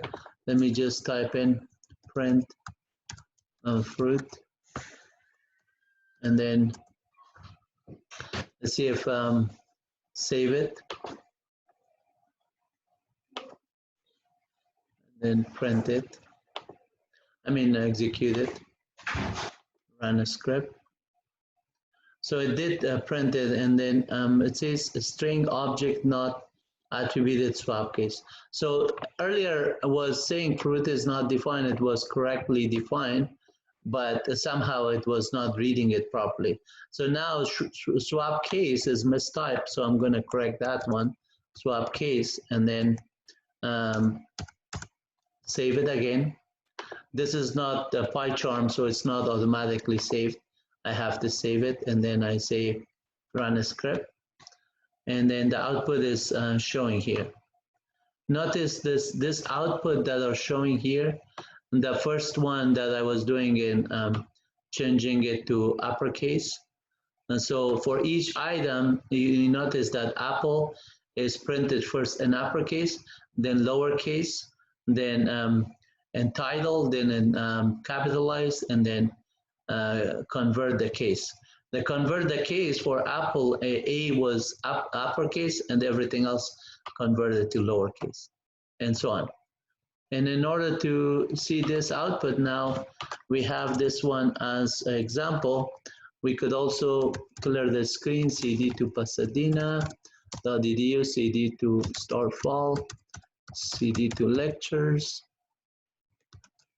and then start chapter 10. So now we're in chapter 10. We could also clear the screen and do that type fruit.py. So this fruit.py is the same as the one with Adams, except now we're running it from command line. So if I just say fruit.py, notice that this output is going to try to run it, but even though I have the pound shebang Python, it's going to take a long time because my path and how it is going to find Anaconda, it was not determined there. But somehow it could not understand it, so I'm going to help it by running it this way. Now, by doing this Python, let me clear my screen and then resize this window and make it a little bit longer, like this, and then we run it again. Notice that this time, for this one, it fits the whole screen. So apple, pear, grape, banana, this. Apple, the first one has to be uppercase, then lowercase, and then the first letter capitalized, then the title, and then the swap case. The same thing with pear. So for each item, we went iterate for each element, and then did those 5 methods. Those 5 methods with the next one. And then since that one is now in a nice thing, and Adam is open here, we could even change this one to say, okay, let's just make it all correct, and then let's go all of them lowercase, because we can convert the first letter with those cases, and then grape is E, and then banana. So that is now correct. If I save it now, and then with each items, I could just interact differently. Here on inside this, let's say if I just don't want to do this, only change the printed in uppercase, I could comment these other ones out. So we get a smaller list of code running. Sorry, I thought I was inside the VI, so I just did the dot operator. So here, if I just print this one, but then if I just say, let's say if I just say, if certain items, if I could say if and the word apple and fruit, you could say in fruit, let's see if it defines it in fruit, then print the item and only that one. And then since I did the F statement, I'm going to indent this one. And then this other one, I will put a space here, and then that way we're going to save it and compare it. Save package, run. And now notice that apple, pear, so since this one, it did not find it, it should have just said, this one print the entire list, then it said apple and uppercase, pear, and so it did found it, but then I print each item. Since one of them was found, then it's there. But if I just say, if apple and item, and then save it, and then print it, script run. Now this time it's going to only print that field. Before, when you were looking at the entire tuple, it will iterate through the entire tuple, but only it will do this one. So now I say I could do another LF, then I say pear is an item. So now you're manipulating the data structure differently. And so you could say print, for example, item dot capitalize. Since you want only the first letter to be there. So you could do that one. You could say LF, then for example, let's say cherry, grapes is there, banana, orange. Let's say if orange not an item, which is true, then you say print, you could just say f function, and then you could say the item, the element orange was not found in in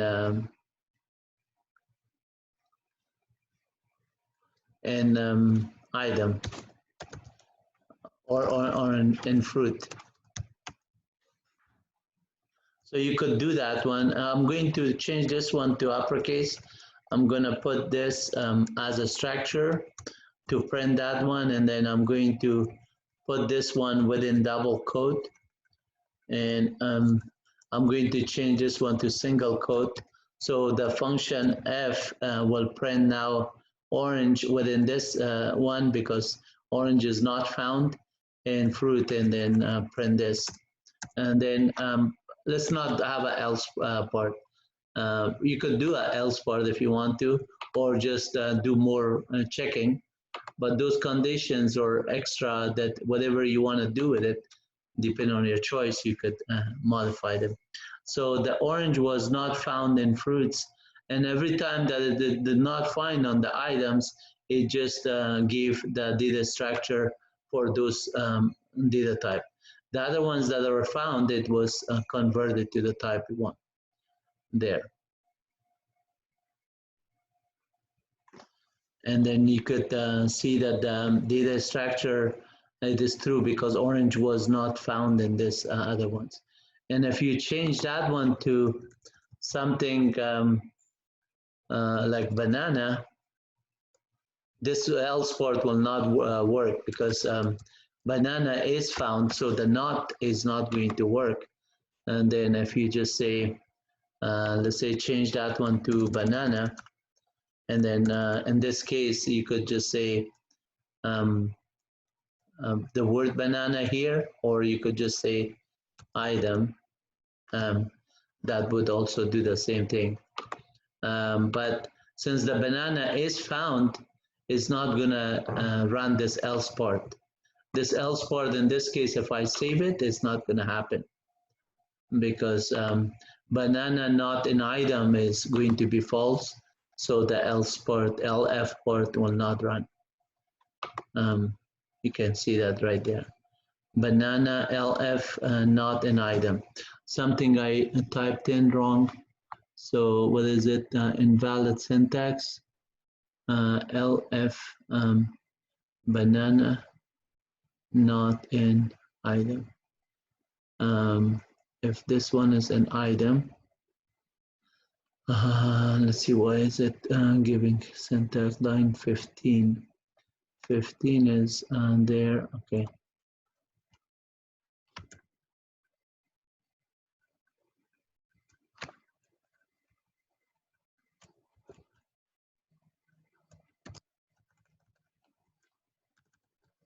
This is what might be.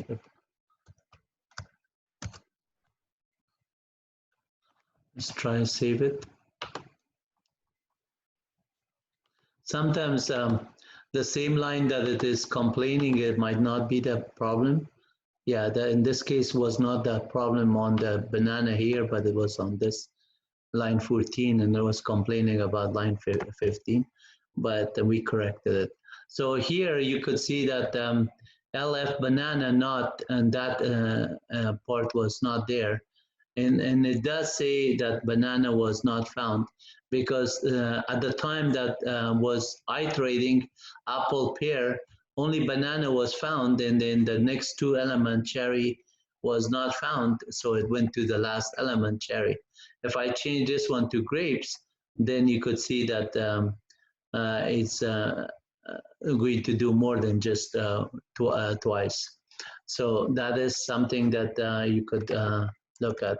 Right here, if I say if banana, this statement has to be changed.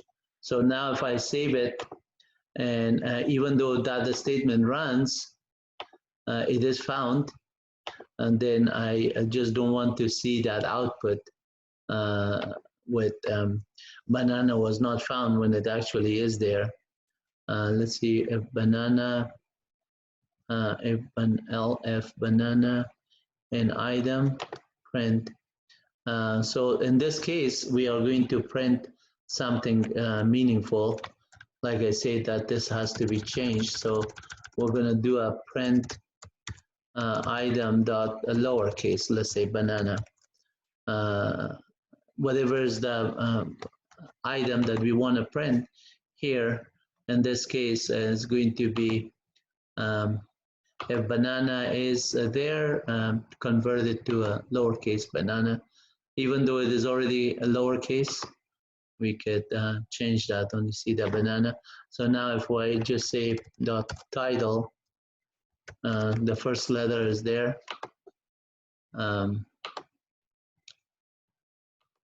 So the title, if I run it, notice this one is gonna say the first letter is banana is a P. Oh, sorry, I ran the wrong script. I need to run this one. File, package, run a script. Okay, somehow it's running this one. I have to point to this one and then say run a script. Okay, so banana in this case is changed, but I want to do sweet banana. Let's say we say sweet banana. So it's, even though it's a two-letter word, it is lowercase all of them. Now if I just do the title, then sweet banana should be printed here, and sweet S should be uppercase and B on the banana should be uppercase. Let's see, with that title, it should do that. Yeah, you can see sweet S is uppercase and banana there. And then if you want to see it on a bigger screen here, you could run the same script here. It will just do that. So we did discuss a number of things with tuples here. And let me see what time it is. It's 8:51. I'm going to cover a lot more, but I want to give you guys a break because we're on tuple slicing and packing. We did that one. Tuples comprehension and then system defined methods, as well as the 10 modules that I have here for you. All of them are available here on the modules. So I have 10 modules, tuple 1 through tuple 10. And then each one of them, I basically type the tuple 1, the actual code here.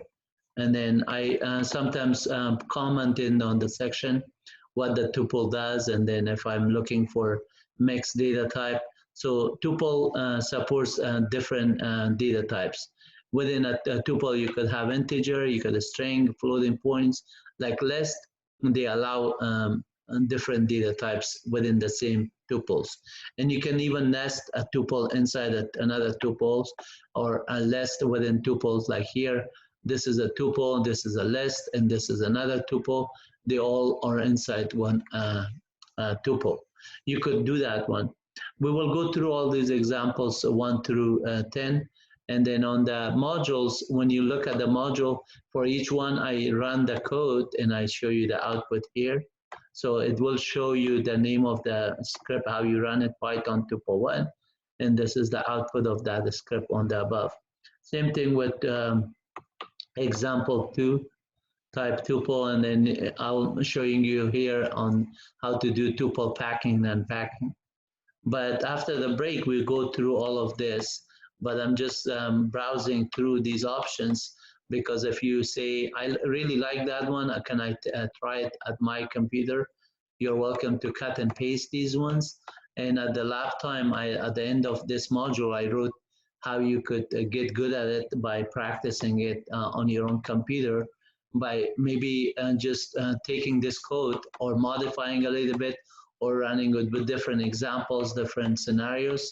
You're welcome to do that one. That's how you learn it, try and error, or try and experience how observe how that works. So up to the 10, you can see that this is example 6. And then on some examples, I'm comparing dictionaries. I'm comparing list versus tuples in terms of the speed. So tuple, because it is a smaller data type versus list, which has more methods available to it and more method to update the elements of the list. Since it's mutable, tuple is immutable, and there's less number of method available, and as a result, less storage to store tuple versus storing a list. So as a result, tuple is much faster, much more efficient if you're working on it. And then I'm going to show you those examples of the differences later on tonight. We will look at it, and then when we are like here comparing tuples, copying and shallow copy, how it works, and with different list comprehension, getting different IDs or similar IDs, what does that mean? I'll explain all of that, and then that would cover all of this in these examples, getting the list of indices and tuple 9. For example, this one, comparison between tuple and list. That's what I was just telling you, how you could do this by importing a module called timeIt. You could call the timeIt functions and pass in two arguments. One would be a tuple or list as argument, which would be the statement, and then the number of times you want to run it. We will go through those examples, and you could see why tuple is much efficient, more faster, and we do that. And then at the end, a lab activity, I'm expecting you to just look at these 10 examples above. Here I say look at the above 10 examples, and then maybe you cut and paste, maybe you just read it, memorize it, and start from your memory, writing code, and then you could use Atom, you can use Python interactive session or PyCharm, whichever method you use, make sure that you modify some of the code and then experiment differently. And then once you learn it, then memorize it to say this is the difference between tuple data structure versus list. This is what I want to do. Why am I creating it this one? When you initialize a data structure first time, when you're creating data and you're manipulating data for different purpose, you work on different project, and you have to know what this is the big picture of where you're going. So whether you create a data structure such as list or tuples or data dictionary or storing the record in a flat file or a table or some kind of database, it's all up to you. Based on the project, you work differently. I hope so far everything that I covered were good materials that you learned from it. I'm going to repeat a lot of the things moving forward with different examples, and then maybe different chapters that we will cover, maybe regular expression or something, or Python object-oriented programming the next 8 weeks that we have left. You will learn a lot, but please make sure that all the things that I'm posting on the videos and materials, you go through them, and that's how you learn faster. And if you have any question right now, I am going to stop at 9 o'clock for maybe 10 minutes a break. You're all welcome to take a break, but I will be available up to 9:10 for your questions if you have any question that you want me to address. If you don't have any question, please take a break, and 9:10 come back, and then we start the session. Before we go any break, do you have any discussion or anything you want me to cover after break? Okay, so then that means we're going to repeat with that one, and if you are welcome to just take a break at 9:10, we come back. I'll stop the recording for now, and then we record again. Okay, stop sharing. You're seeing my screen, right? Yes, we can see your screen. Okay. Thank you for confirmation, Adnan. So here I'm going to go to view and then change the appearance to full screen, and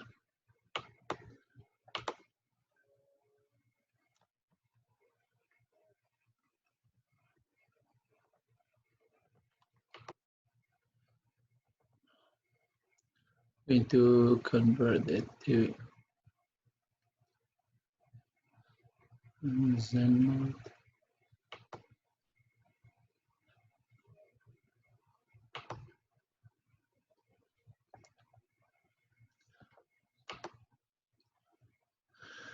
Okay, set presentation mode, and we'll just go back to the original state, because you could still read this contents there. Some of these files are bigger. Let me exit out of the entire thing one time. Are you sure you want to exit Python? Yes, exit out, PyCharm. Okay, so in this case, the other example that I'm going to show are going to be PyCharm.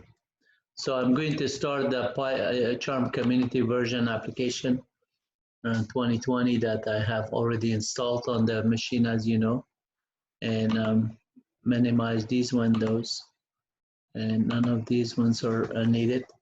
The only window here that I want to show, I have some script here called tuple 1 through tuple 9. If I want to see tuple1.py, content of it, more tuple1.py, I'll do that more command, and you can see that this tuple1 basically is creating an empty tuple here. I'm saying creating two empty tuples, and that's within the pound sign. So this is a comment. It will not be read by the interpreter. This statement will create an empty tuple, and I'm printing it. It will print basically this. And this statement also create an empty tuple using the constructor tuple. And this is also going to print that empty tuple. So my tuple and tuple 2, or both of them, are going to be just empty. This one tuple having integers or 3, 1, 2, 3, 3 elements, length of it is also 3, and then will be just these 3 elements. This tuple, if you look at it, my tuple has integer, string, and floating point values. You could create a tuple to have these different heterogeneous data type. They're not homogeneous, but when they are homogeneous, they're like arrays, similar to arrays. That's one data type. It's either integer or floating point numbers or character. The whole sequence of it is one type. If it's integer, all of them are integers. If it's float, it's all of them float. Those are called arrays. With list and tuples, you could have homogeneous data type or heterogeneous. When you're having heterogeneous, they are not arrays, because those are lists or tuples that have different data types, and it supports data types of a string. It could be a data type of a list inside of a tuple, or it could be another list. So a list of lists could be assigned to a list, or could be assigned to a tuple, and then same thing with a list of nested and tuples inside another tuples. In this case, my tuple has a string, it has a list as element, and as a this. So, and just to show you that, for example, if I do Python here and just create this tuple, which is a combination of those elements. So now if I just say type my underscore tuple, now notice this one, when you do that one, it's a tuple, my underscore tuple has those elements, but the first element is a string. The second element is a list, and the next element is a tuple.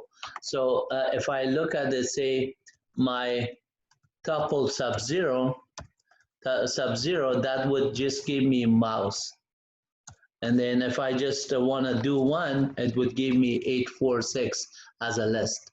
And if I do 2, would give me 1, 2, 3 as a tuple. And if I say for item and my underscore tuple, in this case, and then say print type of them, type of the item, what is it? And then at the same time say print the actual item, and then exit out. Notice the first one is a string because it's mouse, and this is the data type mouse. The next one is a list, and it is 846 as a list. And notice the list is within the bracket. The third one is the element second would be tuple, and then 1, 2, 3 is a tuple in the list. So now PyCharm is loaded. Let me go to view and then appearance. I want to say exit presentation mode.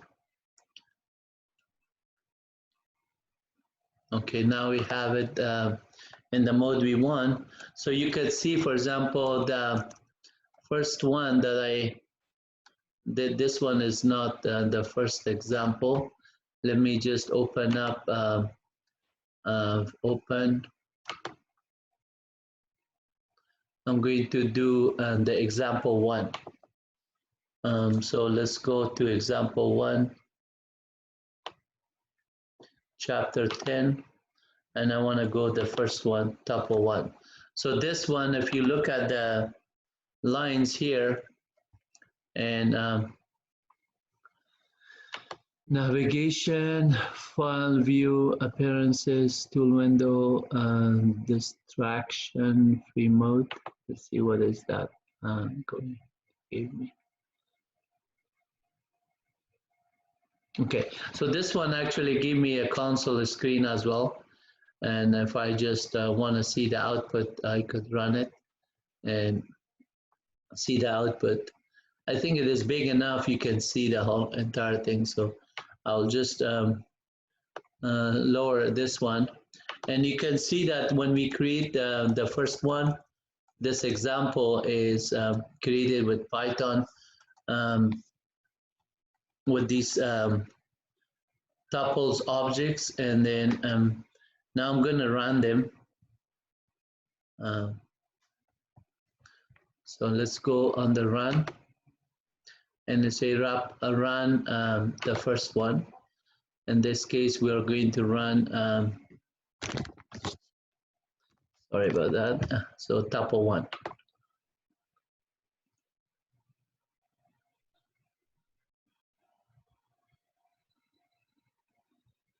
Okay, the outputs are shown here. I'm going to do this. So the first statement here we have is first one creates an empty tuple. This print line 5 is basically doing this one. Line 8, which is my tuple 2, is also printing an empty because of this constructor. And line 12, print tuple 1, 2, 3 is printed because right here we create that tuple. And then the next one, which is heterogeneous data type of these 3 elements, 1 and hello and 3.4 is printed here. So that's how you print that one, by printing just a tuple. And then we're having nested elements of this, which we did it on the other examples. So at this time we have this mouse and then a list and another tuple there. And we went through the command prompt by manipulating more data there. So let me just open the next one. Actually, I don't see a value here. I'm gonna close this one.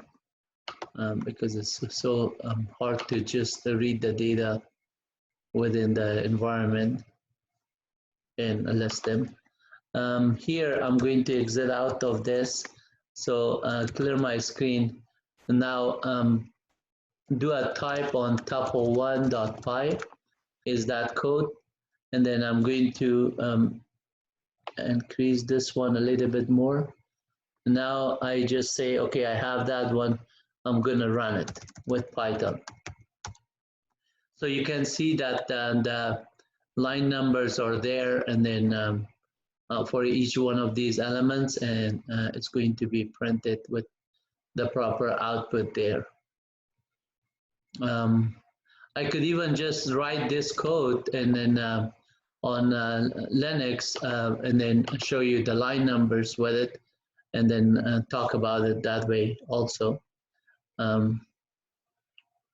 So let me see if I could just temporarily send everything from here to a Unix machine.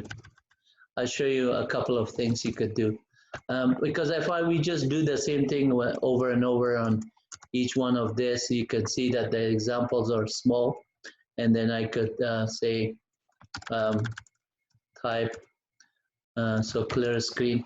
If I do the tuple2, that's the output. And then if I just run it, I mean, that's the program, and this is the output of that. But I want to just explain it a little bit differently than this. So let me show you a couple of ways we can better fit it here. Let me say my Python. I'm going to create a chapter 10 here. So clear the screen. I don't have a clear the screen. I have a PWD. I don't have a chapter 10 here. I'm going to say make directory chapter 10. Temporarily, I'm going to just have a CD to chapter 10. And since my files are on this machine, I don't have those Python scripts. I'm going to put them all here, and then we could convert it afterward there. So I'll teach you some Unix as well here. Let's just do that. At this time, this directory is empty, nothing there.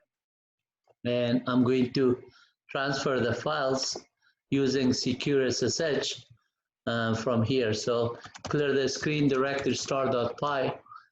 Let's say I just want all of these files to be from this host name. I want to put it into this host name. And this host name, I have an IP address, which is .10. In this case, I'm going to do a copy from this machine. Let's see if I could just transfer everything to this directory structure. So the directory structure in this case is clear the screen, it's PWD, and it's empty here right now. I'm going to put it here. In order to do that one, I use my Windows command, but in this case, the files are the files are all .py. These are the files that I want to send it here. In order to do that one, let's do this. Scopy is secure copy, is like a FTP, a file transfer protocol. So I could say what I want to send everything .py here, but I want to send it to my user ID at this IP address fconfig -a this .10. So I'm going to and then send it to that IP address. Since I know that IP address 192.168.254, that one is local to your subnet .10, which is a local private subnet, and .10. So I could just say send it to this /home. If I just look at the PWD is /home wlutfi Python chapter 10. I could do a tilde here, tilde wlutfi. That would be like /home, or I could just type in home /wlutfi, Python / chapter 10, and then put a dot here. This is my source, which is everything.py to this host at this destination. This dot means name him the same way as the other one is. So now it's going to prompt me for password for this user W Lutfi. I'm going to type in my password, which is very secret. So it is just transferring those files. Now on the same files that I did not see anything, now I see all of them. I just transferred those files. But notice that inside this file on fruit.py, I had the name Python. This syntax is not correct for Unix, so I have to convert that one.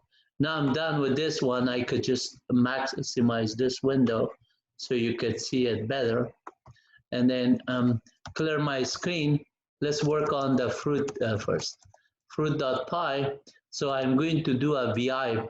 VI is visual interpreter, similar to Vim. Vim and VI is VI improve is Vim. So VI fruit.py will just open the file. But notice that because I did a copy, all these Control M characters that are there are the new line characters.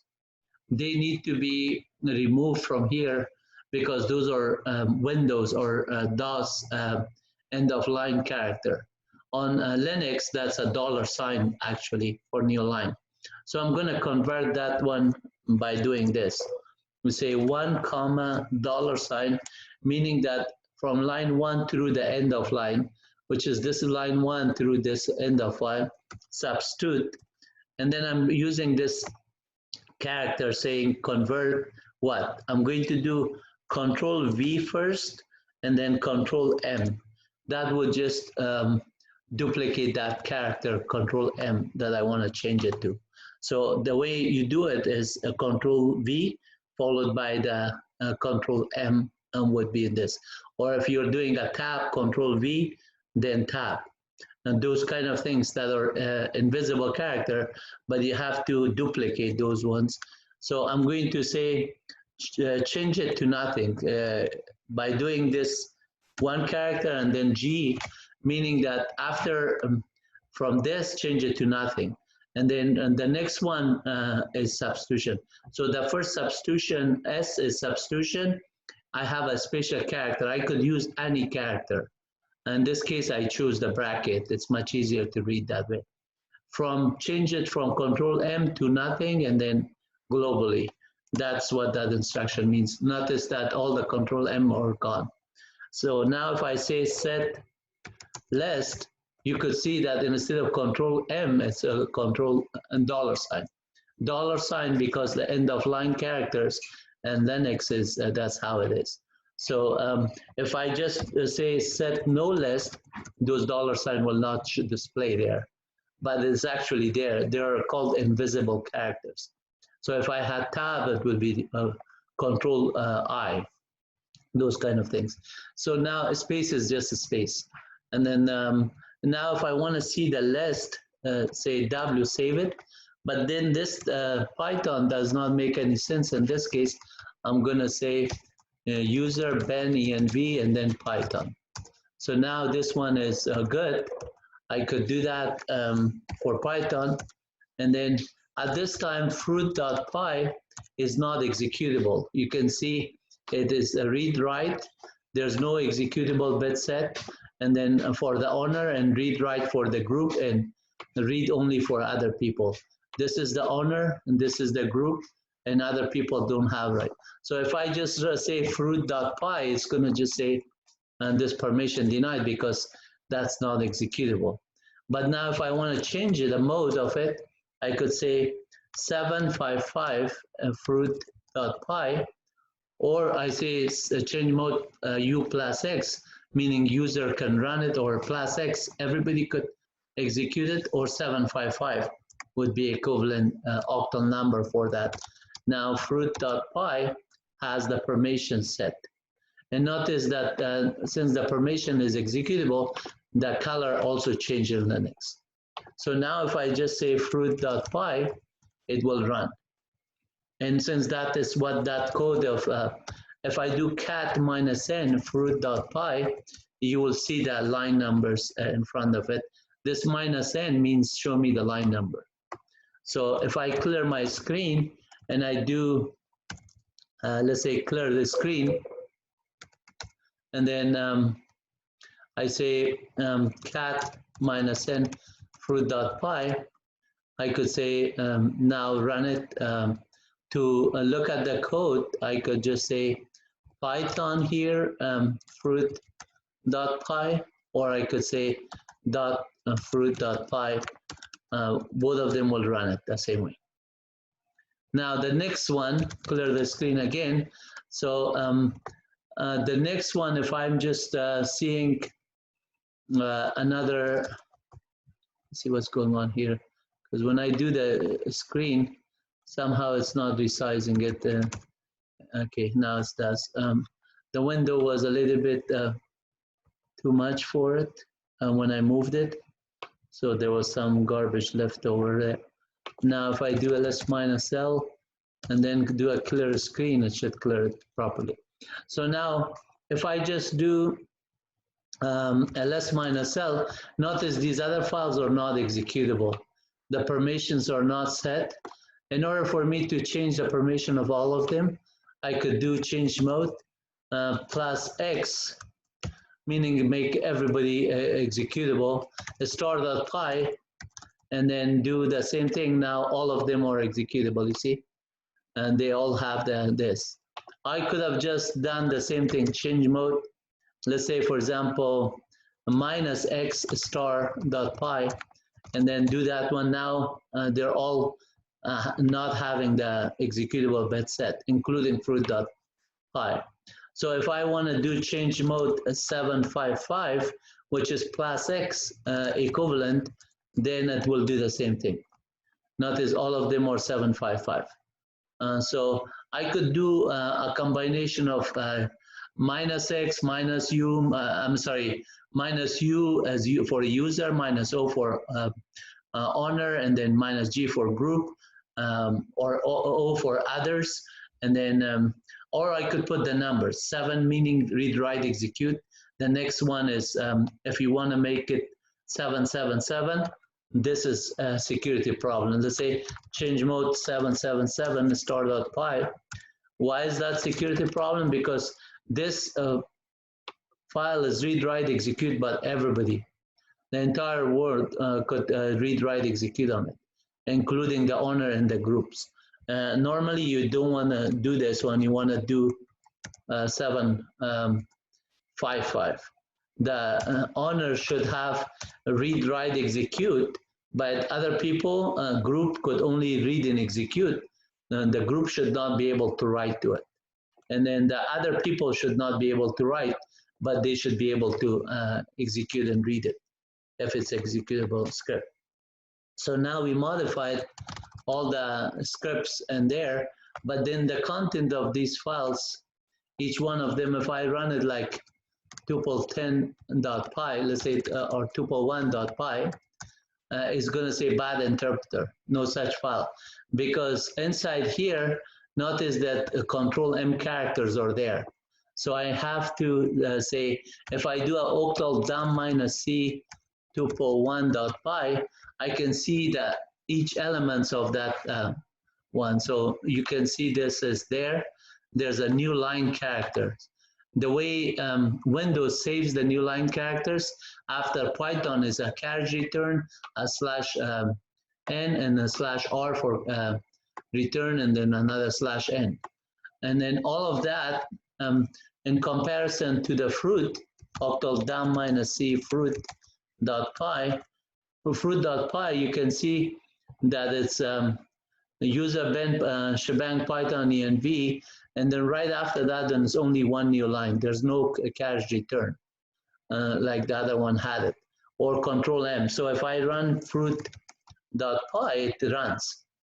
And if I do tuple, run the same thing with tuple1, it's going to say bad interpreter because control M character was having a problem.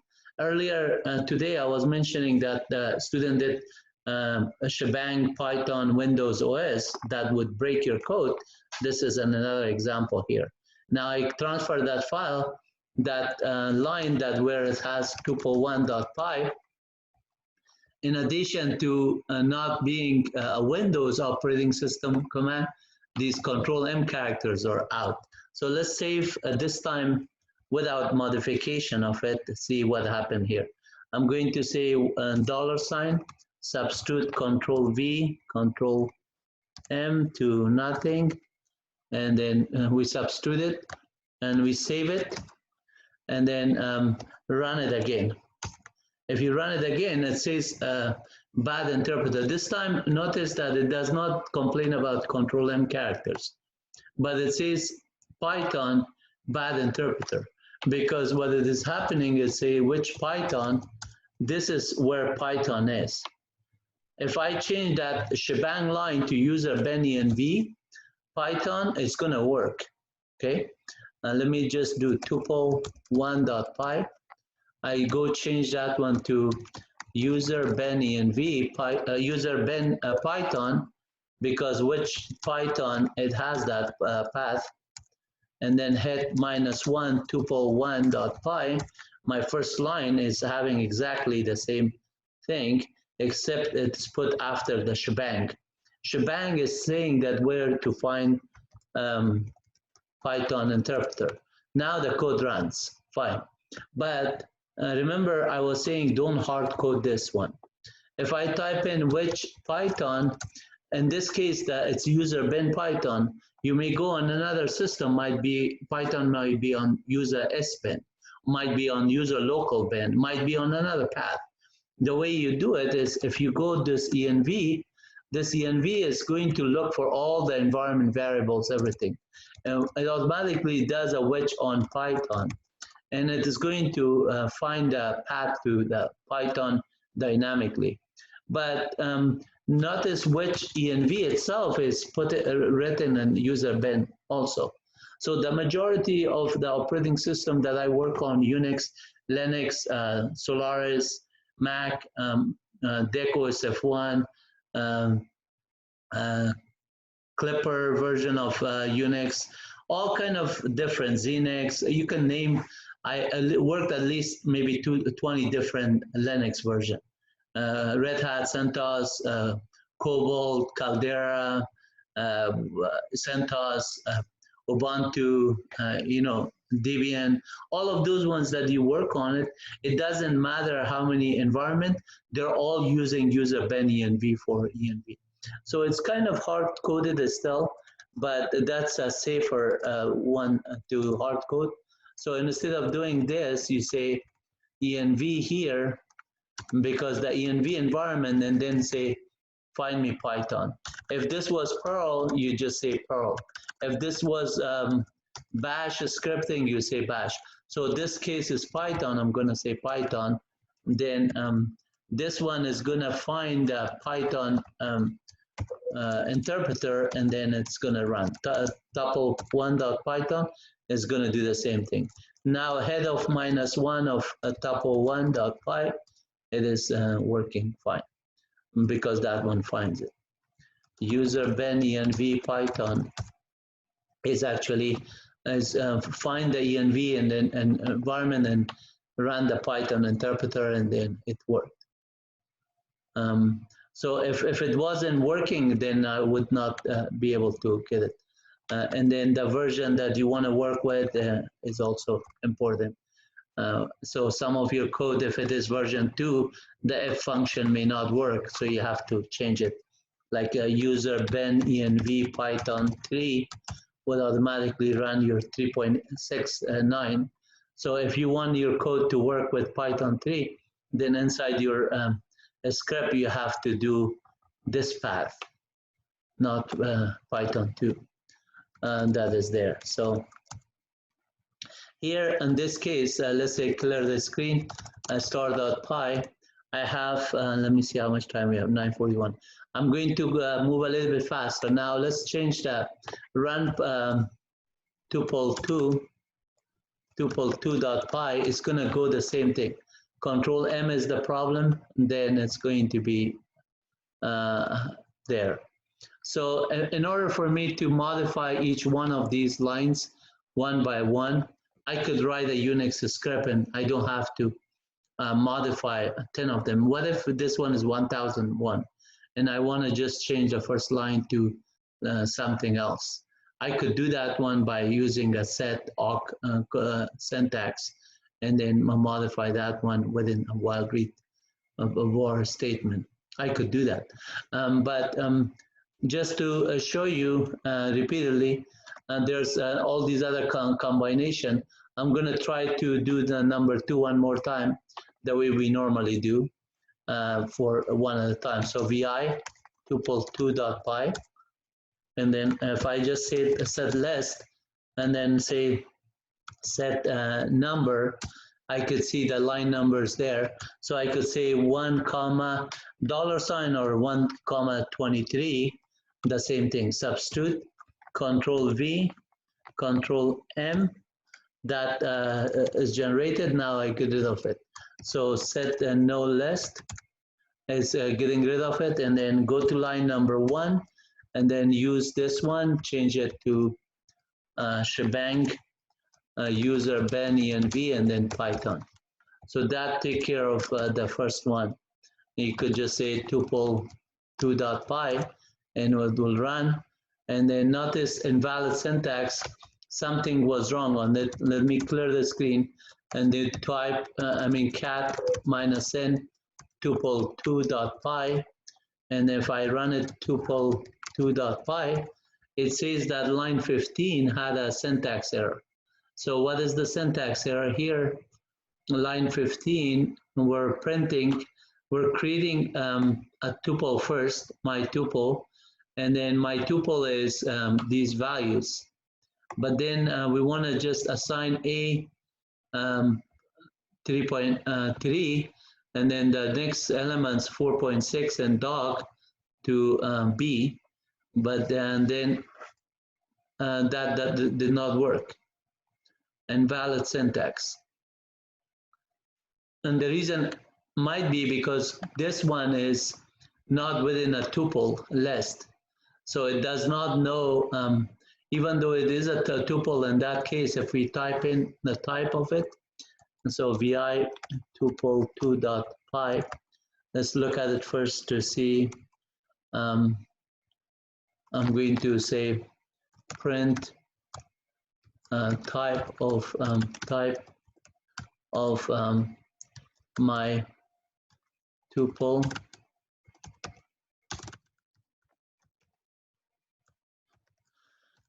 Then let's see what is the type of it first. And when we do this, it just fails line 7, invalid syntax, vi tuple2.py. And this one, I'm going to try to put it into a dictionary. I'm sorry, into a tuple of this data type, and then see what if it can, the packing could be done or not. Okay, still not done. A comma B.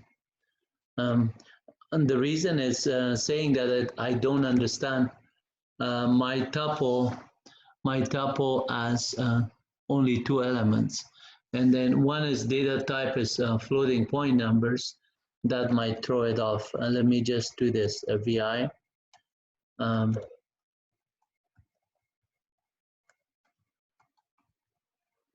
So the C was happening, it was fine, but this one was not happening on the B.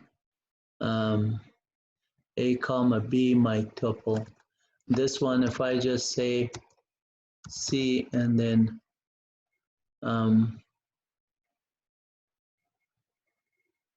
yeah, it is not understanding something there.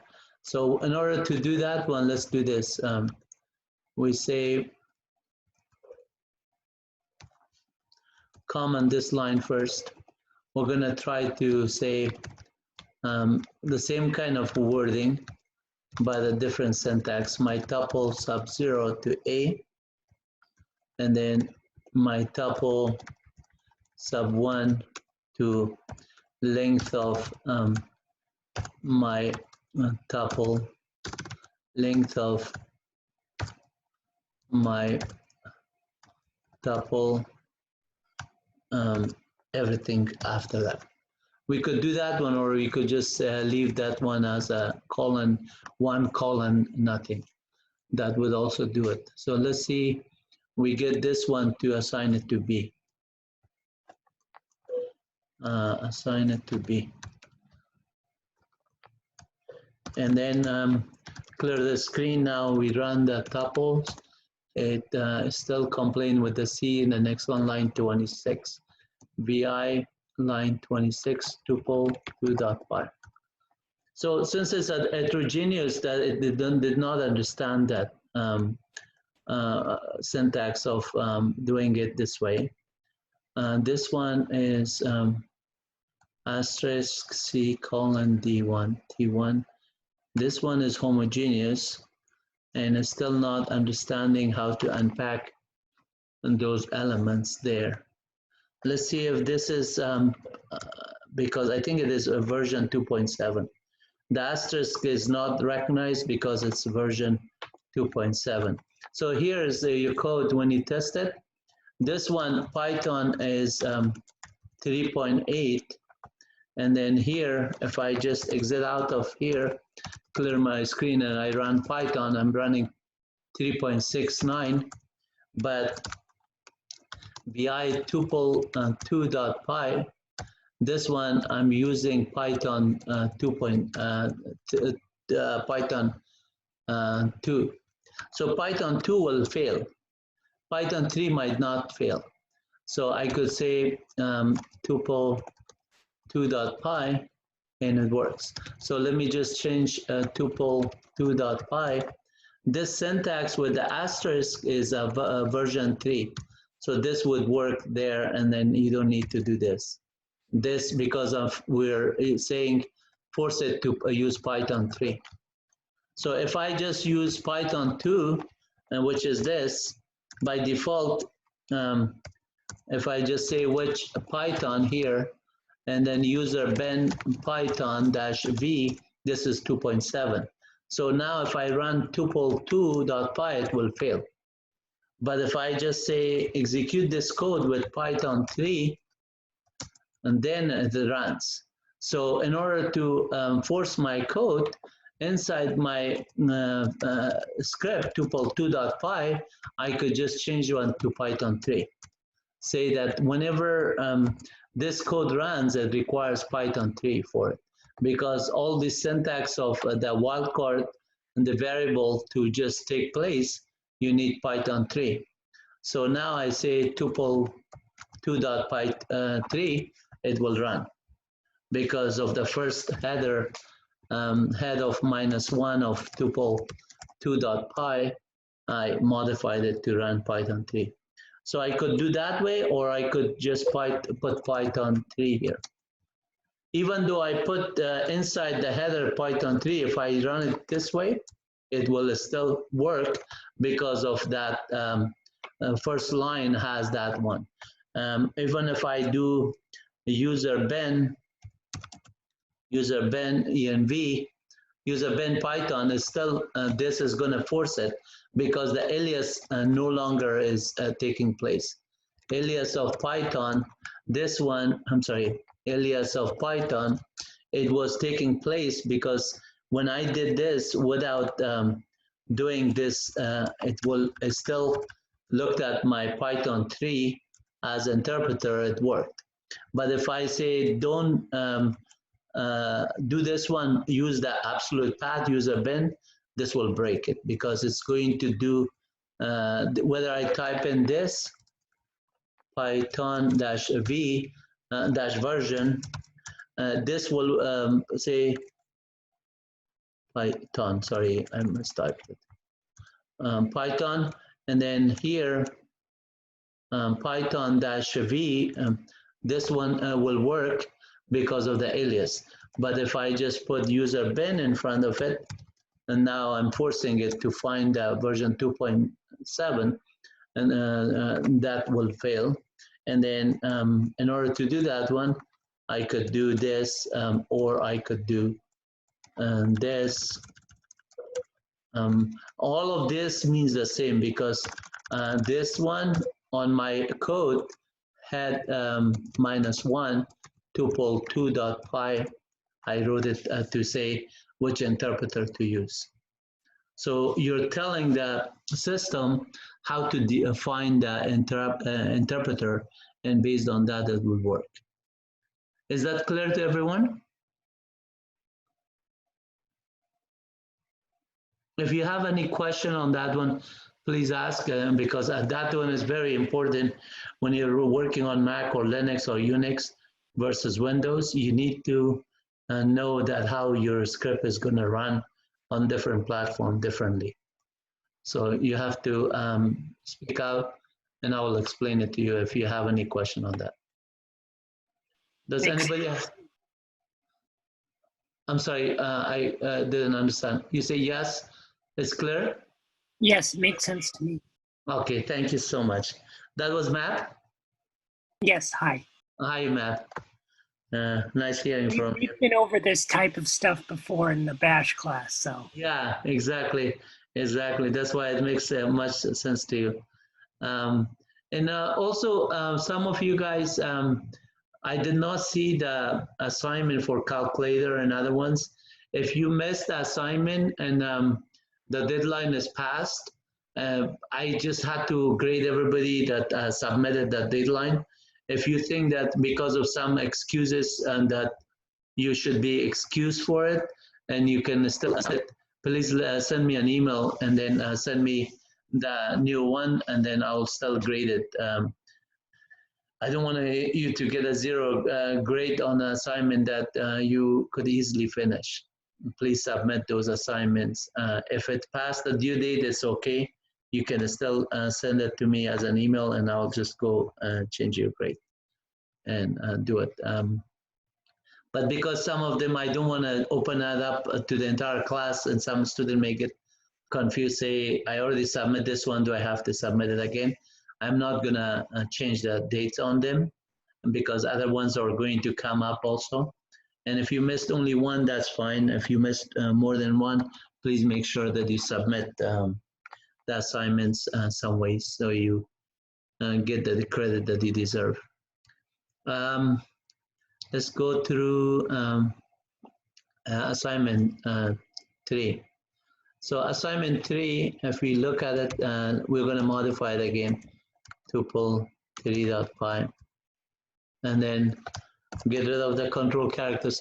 And this time, I'm not going to get rid of the control character first. I'm going to just only fix the first line to see what is changing. User ben env and then Python 3.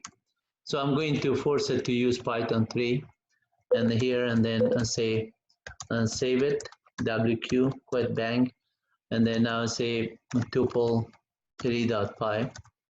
And if it says that, okay, the env carriage return a new line character, did not understand this. So let's just fix that part, tuple 3.py. I'm going to get rid of this control M characters and then leave the other ones with control M characters to see if it's forgiveness or it's going to complain. If this was an HTML file, you didn't have to modify it. Perl, CGI programs, and Python, they're not as forgiveness. And it says no such file. So tuple 3,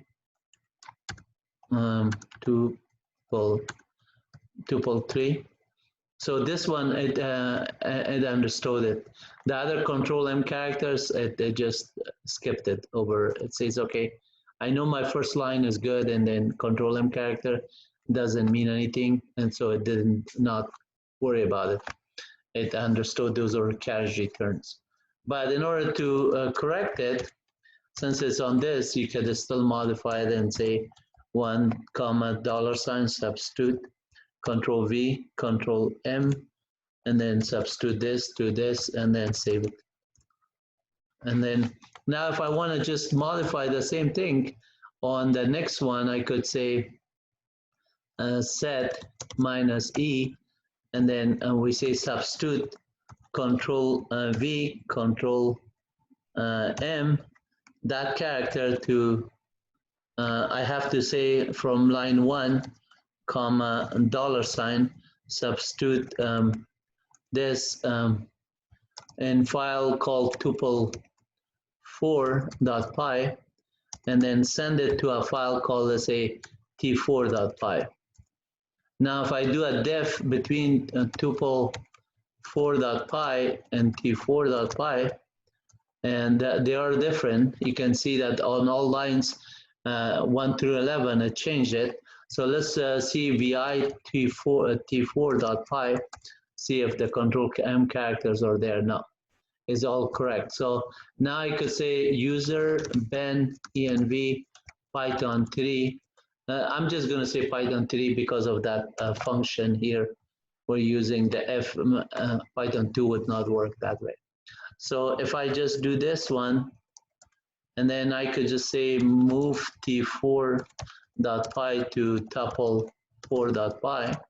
Now run that tuple4.py, it will just say permission denied because of that file t4 was not executable.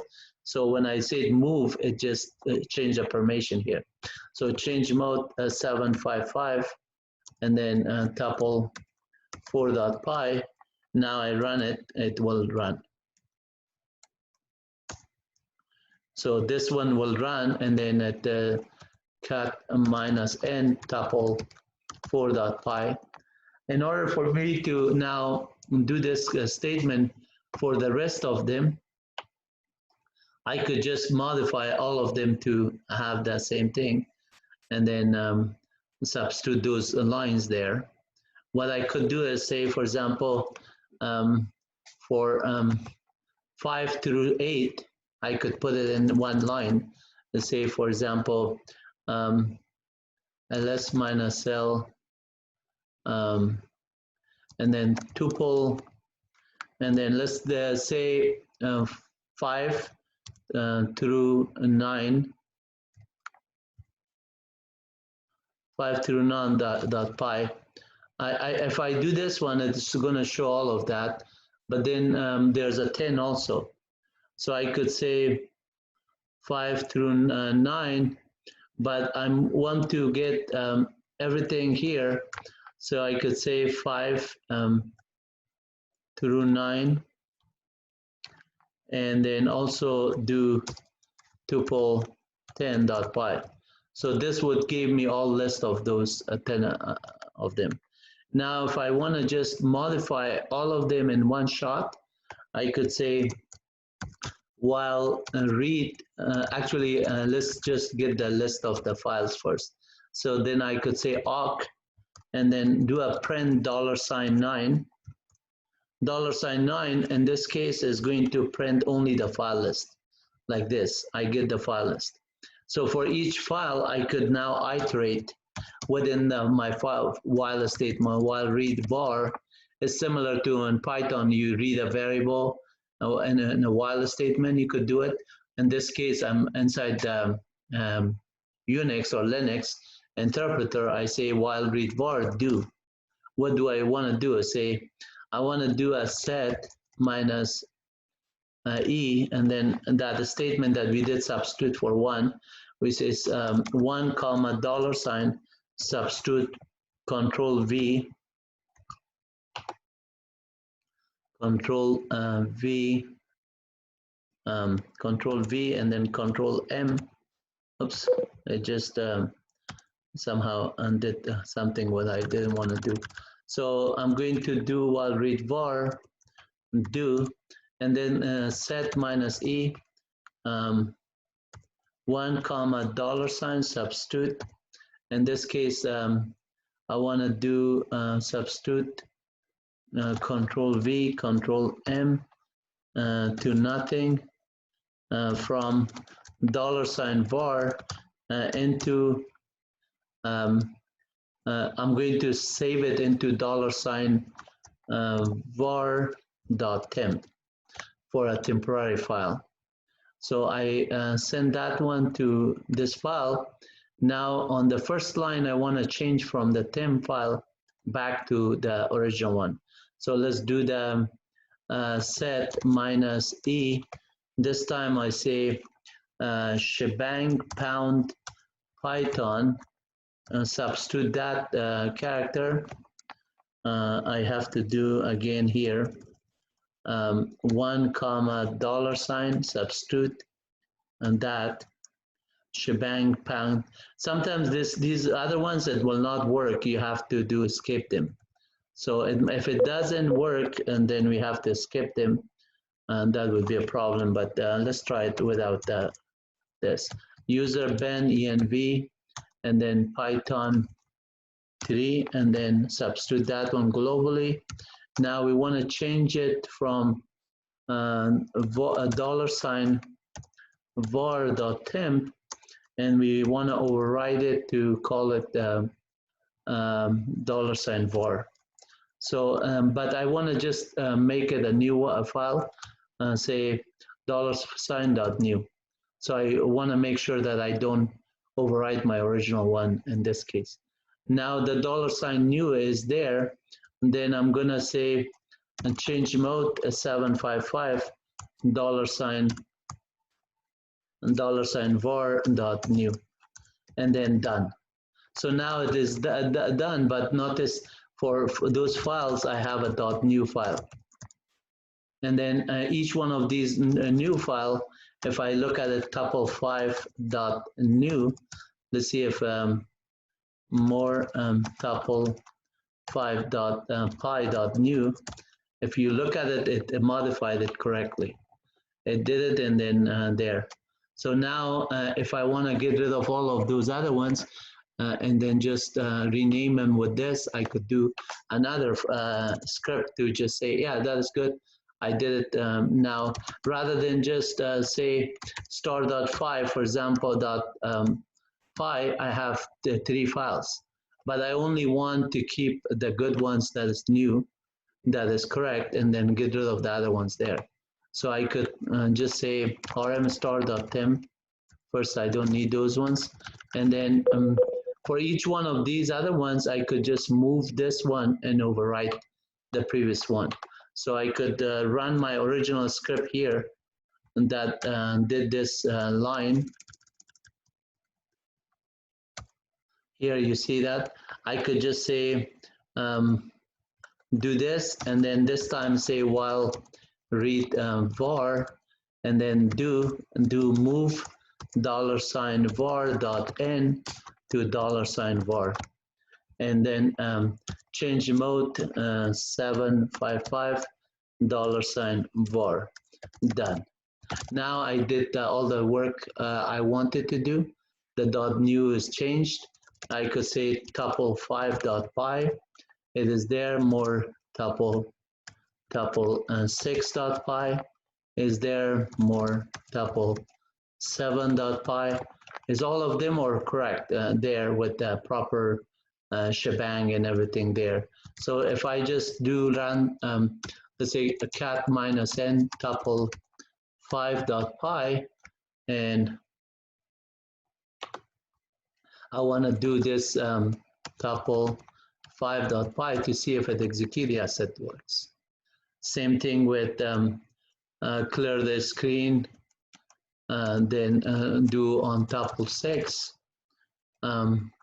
Let's do cat -n tuple 6, and then run the tuple 6.py. It works. But before we just jump into the end of it, we still have 10:05, 5 more minutes.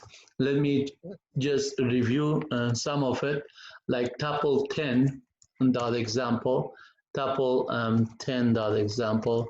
I'm going to review that one to see what is inside there.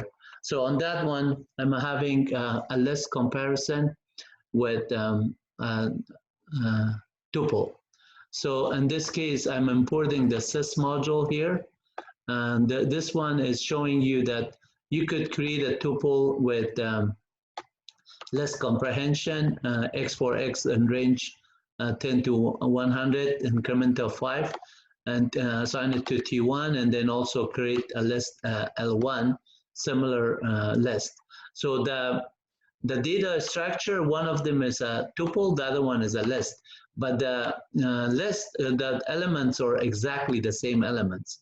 So when we are printing that one, you can see, let me just run it, say tuple 10.py. When you do that one, this is T1. Notice T1 is the same exact elements as a list one. One is list L1 and the other one is T1. But then when I do a sys.get size of T1 is a return 192 element, where the list is much larger in terms of bytes. It takes, for the same kind of data, it takes 224 bytes of storage for it to store it on the system versus T1 192. Therefore, because we are not having a lot of method to manipulate and modify it on the tuple section, on the list you do. And then as a result, you can update a lot of the elements, part of it, and you can change it, assign new values, delete it, and so on. But with tuple, you cannot. You cannot modify the element of a tuple, or you cannot delete it. You can delete the entire tuple, or you could just assign it new values, but you cannot get the same element of the tuple sub-0 or sub-9 to modify. So in this case, the size is different. And then now I'm going to say, well, okay, the size is different. Now let's just create another tuple bigger size and bigger list. Notice that, because it's the same number of elements on each one of them, the values that are bigger, even though they're still numbers, whether it's 2-digit or 3-digit numbers, they are just occupying more space in terms of printing, but an integer is the same data value. So in this case, T1 did not grow more than 192, and then list 1 did not grow more than 224. So this could be 9 or 900 or 90 or 9,000, it doesn't matter, because it's the way that float or a number or integer, when you're storing, it takes certain amount of bytes in memory. So the get sys size is the same. And then now this one, T1 is, look at this list that is much larger. And then L1 is also much larger.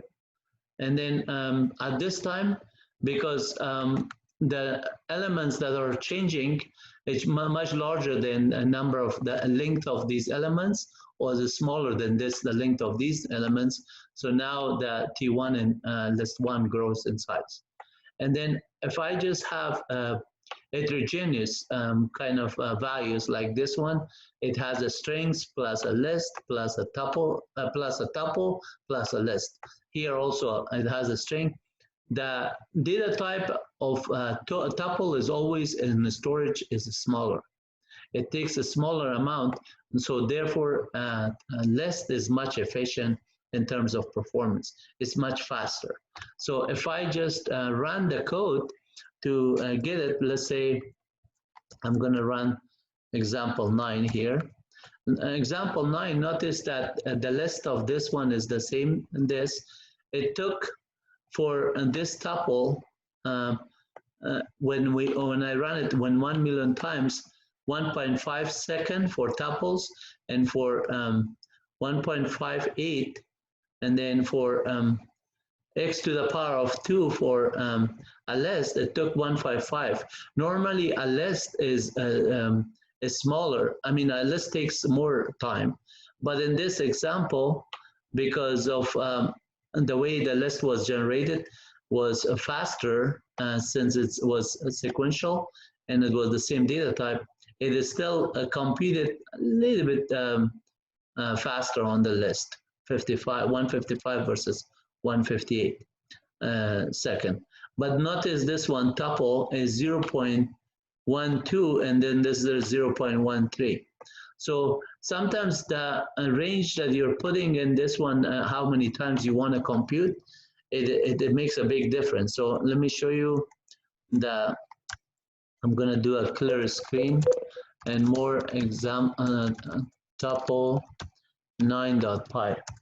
So this one, you can see that time, I'm doing import time and then passing in two arguments. One is the statement, and the statement you could either pass in a sequence of tuples or a sequence of list, whatever is the data structure.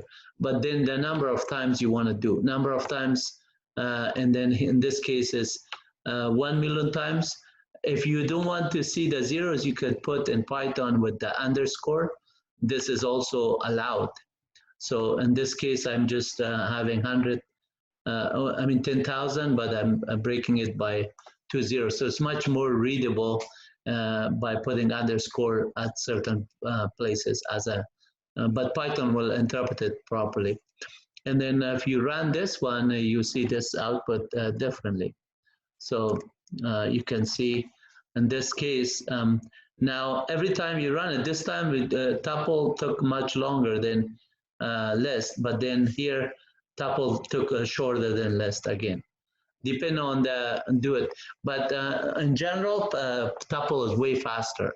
On these examples, I'm doing it maybe, and the data is different. Maybe the size was not that much, 192, 204, and that kind of things. It could sometimes make a big difference. And also the number of times that you run. If you run it in 10 million times or 100 million times or a billion times, it's going to be, tuple is going to be way more efficient in that comparison. So it's already passed a couple of minutes. Sorry about that. It's 10:13. I'm going to stop at this time. And then the examples here that I put it, all of those examples, 1 through 10, some of them I did not cover, like 6, 7, and 8. You should go on those ones and try those ones, see the differences. But I did cover a lot of slicing and packing and unpacking, so it should be covering all of that within these examples as well. But I have it on the modules. I'm going to stop recording, but I will be available for office hours, and then you're welcome to ask any question that you have. So let me stop recording first.